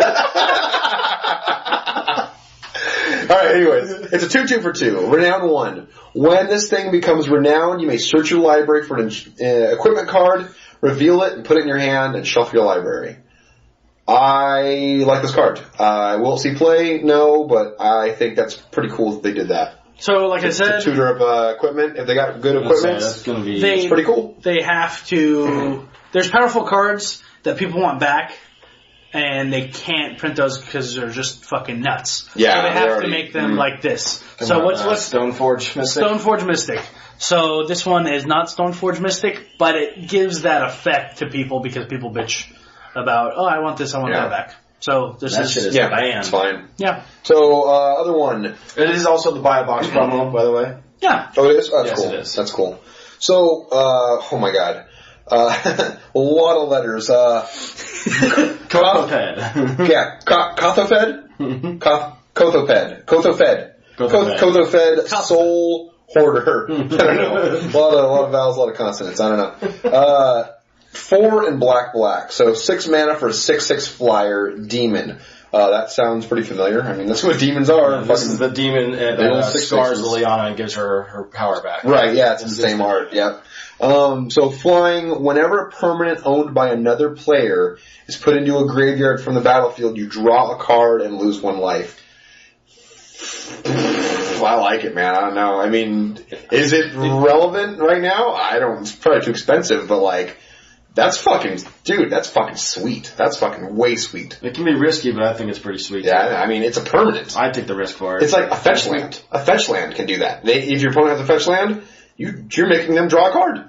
It's kind of like, what was that other flyer? If they search their library, they lose 10 life. Obnixilus. It's like Obnixilus. It's kind of too little too late for an effect like that, and by 6 mana you're going to want to do something pretty powerful. And this is a pretty reactionary kind of do-nothing card. Reactionary in the fact that you play it and you have to wait for something for them to do, to happen on the battlefield for it to see any real value. So, I mean, I like the flavor. The flavor is just 10 out of 10, and I want to play this card. Maybe like a commander, but for standard, I think they got dragons.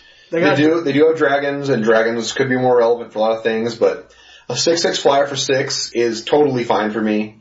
It's really big. 6 booty and 6 power, like that's really, really good. They might have to chump block it to survive, and then you draw a card and lose a life. Like it's big, man. It's real big to me. I think that it's I don't know, man. It's card advantage. Card advantage is sweet. Yeah. You're gonna have chump block it. You're either gonna win with this card, or they're gonna fucking give you the advantage to win it later on. So I really like it. Did we already talk about Fiery Impulse last week? We talked about it in text a little bit. Nope, we did not, sir. Okay, well, let's make this the last one. Fiery Impulse for a single red mana. It's an instant. Fiery Impulse deals 2 damage to target creature. It has spell mastery. So basically, if there's 3 or more instant or sorcery cards. 2 or more. If there are 2 or more instant or sorcery cards in your graveyard, Fiery Impulse does 3 damage to that creature instead. I love the flavor. Well, this got out of hand. So once again, it's not quite shock, because shock hit the player also, but I think this is a good trade-off to where you can do more damage to the creature for 1 red mana. Yeah. You're gonna see this thing all over the fucking place in Limited. Yeah, Limited for sure. Well, Limited, you play mostly creatures, so, I mean, you're gonna see it just because it's 2 damage to the creature. Yeah, removal as a common, so I'll say, see a lot of them. I really think for sure, this will not see play up until rotation. We got too much burn right now. There's already better things for it. Even at 1 mana, like, it doesn't really matter. I think that this will not see a day of standard play until rotation, until the next 4 months goes by. That's what I think. I bet you there's going to be a better burn card than that in Return to Zone card, don't you think? And then, so that's more to my point that it might not see play ever, but I mean, I know for sure, like right now, like people are playing other things. There's no fucking way. I'd rather play, Wild Slash. Like, it's 1 extra damage. That could be really relevant, but It also could not, because Wild Slash is really sweet on turn 1 and 2 when you take care of Elvish Mystic and you take care of, what's the other one, the white one, the monk one, the one in the white that gains life and has prowess. Monastery Monk? No. What are you talking about for 1 minute? Oh, the red one. No, one in a white. It's a 2/2 with prowess. And Seeker of the Way. Seeker of the Way. Seeker of the Way. So, like, you want to kill Seeker of the Way, and I think, like, this is a way to do it, but Wild Slash does it better. You know what I mean? And that's, like, you want to kill those cards right away. You don't need to wait for Spell Mastery to, like, go 3 damage. All you're really worried about is 2 toughness creatures in those first few turns, and then if you draw a Wild Slash, or if you scry and do a Wild Slash on turn 6, you're like, haha, yeah, I don't care. And turn 4 or 5 is probably when Spell Mastery is going to be online. Yeah. You know what I mean? It's not going to be turn 3, I bet. I really doubt it, so. What's the versatility to finish him off with 2 life or something like that? Be able to shoot the player, absolutely. That's more way viable better than only being able to hit the creature. Yeah, that's the whole thing. Like, when you play cards, decks that'll play something like this will be like kind of like token strategies, red-white or mono-red or something like that. And, like, you need to get that. That's the whole thing. You can get the first 10, maybe even 15 damage in, like, really easy. And then after that, the other player comes back around. You need to hit the player. You don't want creatures anymore. Mm-hmm. What the fuck's 3 damage going to do on turn 4? Not going to do shit. So that's one of the things. So yeah, I see nothing about this being good, really. And when I first saw it, I missed that it was only I started getting, like, way excited, going, oh, they've written someone that's going to be fucking close to Lightning Bolt again in standard. Like, that's fucking nuts. And then I was like, oh, wait a minute. I need to calm down. And you know what's funny about that? If this was Lightning Bolt, if it said target creature or player, it would see play, but it ain't broken by any means. I mean, make it an uncommon, make it the 2 damage target creature or player, 3 damage if you have the whatever. That's fine, because it's still the same kind of thing. Being a 3 damage target player or creature for 1 mana, like, it's too late in the game already when that thing in Spellmaster's online. Like, it has the ability to be, like, really relevant, and then it just goes away the longer the game goes on. And so, like, I think that they could have totally printed it that way. I mean, Lightning Bolt was only printed like the last printing was 4 years ago? I don't know, it was in like M11 or something? Yeah. Something like that? So 4.5 years ago. That's not that long ago. So you can print it again. I have a hard time fixing them printing that again, though. Well, print this then. You know what I mean? Like, this is worse. So just print this instead. That's it. Like, why not? I think that'd be a viable option. I think it's totally viable. Make it uncommon and just print this. This probably would have been fine and it wouldn't have been like the next thing. It wouldn't have been like, oh my god, this is amazing. It's like, whatever. I guess the only thing with that is that if it did have that, then going back to burn, they're getting that spell because they burn mono, just regular burn will have 2. Mm-hmm. They will have spell mastery really quick. Yeah. So that makes sense. But for modern, and so like, okay, that's fine. That makes sense. It might be too powerful to print the same thing as that, but at the same time, like, I don't know. I don't think it's that good. Shock would never be played again. Yeah. So I don't think it's that good though. Well, it is getting kind of late, and we can talk about tiny leaders for hours. So I think we're going to save that for next cast. I totally agree. And I know you guys are just so excited. You're like, damn it, why can't they talk about tiny leaders right now? You're just going to have to wait for next week to give you a little teaser. Yeah. Crow built an Elves deck, and I built a Naya Tokens deck. And I beat both of them without ever losing 1 game. Oh, bullshit. And it's also a lie. It's also a lie.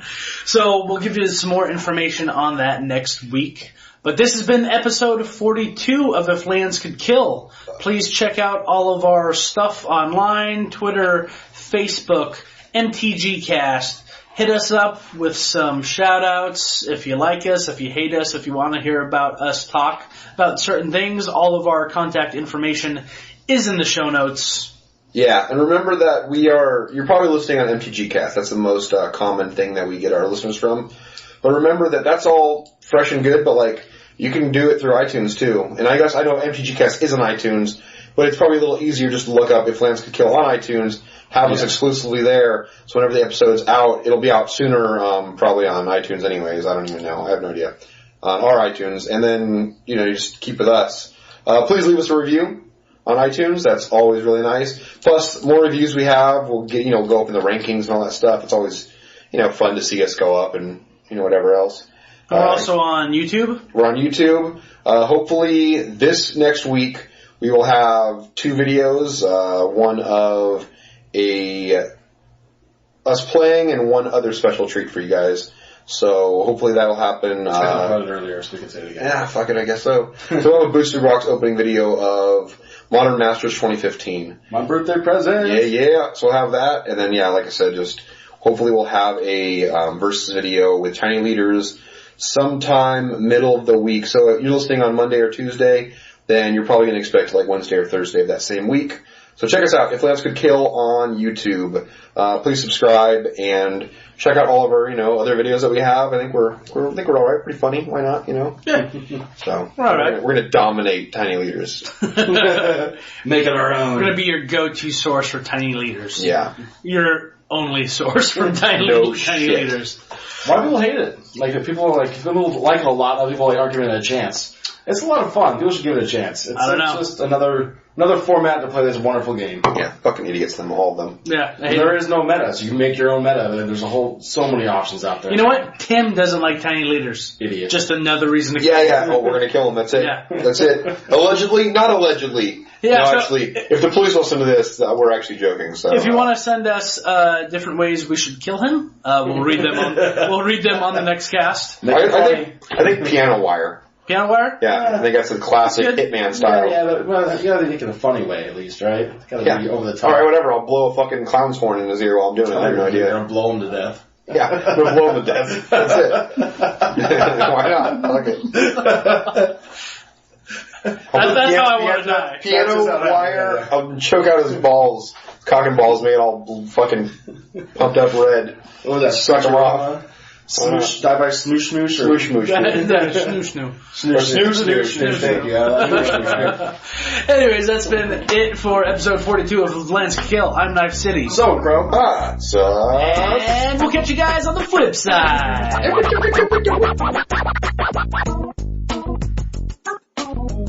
You guys start being funny. Come on. Are we recording? Yeah, we've been recording. We gotta make measurements of the saltiness level of him, and figure out the Scoville levels. Those are the hotness levels of how angry and salty he is. Well, we need to make like a scale based on salt. Yeah, but somehow correlate that measurement to the measurement of heat. The peppers, Scovilles. I feel like that. No, it could be like ISOs, like International Saltiness Units or something like that. Just make up our own unit measurement. Yeah. Well, they already have IBUs, which is International Bitterness Units, which is for beer. So you can have like an ISO, International Salt Units. Maybe ISU. We keep saying ISO. Just throw it out there. Yeah, you fucking idiot. I didn't cover the first time, hoping he figured it out himself, but I'm for it again. I think he's He's got his own issues. Leave me alone. his ISO units are shooting through the roof.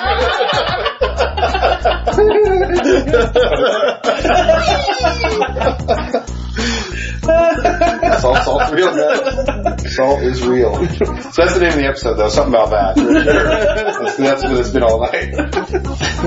My buddies. Come on, guys. I wasn't even mad. I wasn't even mad this whole day. The guy who's listening over today started listening to the podcast today, listened to a couple episodes, and I'm like, you like it, man? He's like, yeah, you think it's pretty funny? It's like, yeah, it's fucking pretty good. Like, the best part is you can tell you guys just having a great fucking time the whole time. Like, yeah, that's exactly what we're trying to do, so I'm glad that comes across. And that's exactly like the type of audience we're shooting for. You're not like, I need strict Teenage boys. Yeah, strict magic information. No laughing. But that's in the ISOs, it's you don't have to. No. It's not the ISO. What's the ISO? It's the ISO now. That's what it is. It has to be. ISO is like a computer thing. Yeah. But so you don't have to be like visibly angry to have the salt level like. No, it has to be like under the skin. It's like in the back of your tongue where it just slowly builds. Well, that's what makes it even higher because you're so angry that you know you have to hide it. Yeah. But it's like seeping out of your Like pores. fake smile. No, we're all good, dude. Yeah, no, I'd make that play too if I was a worse player. You know, it's fine. Whatever. Good top check, bro.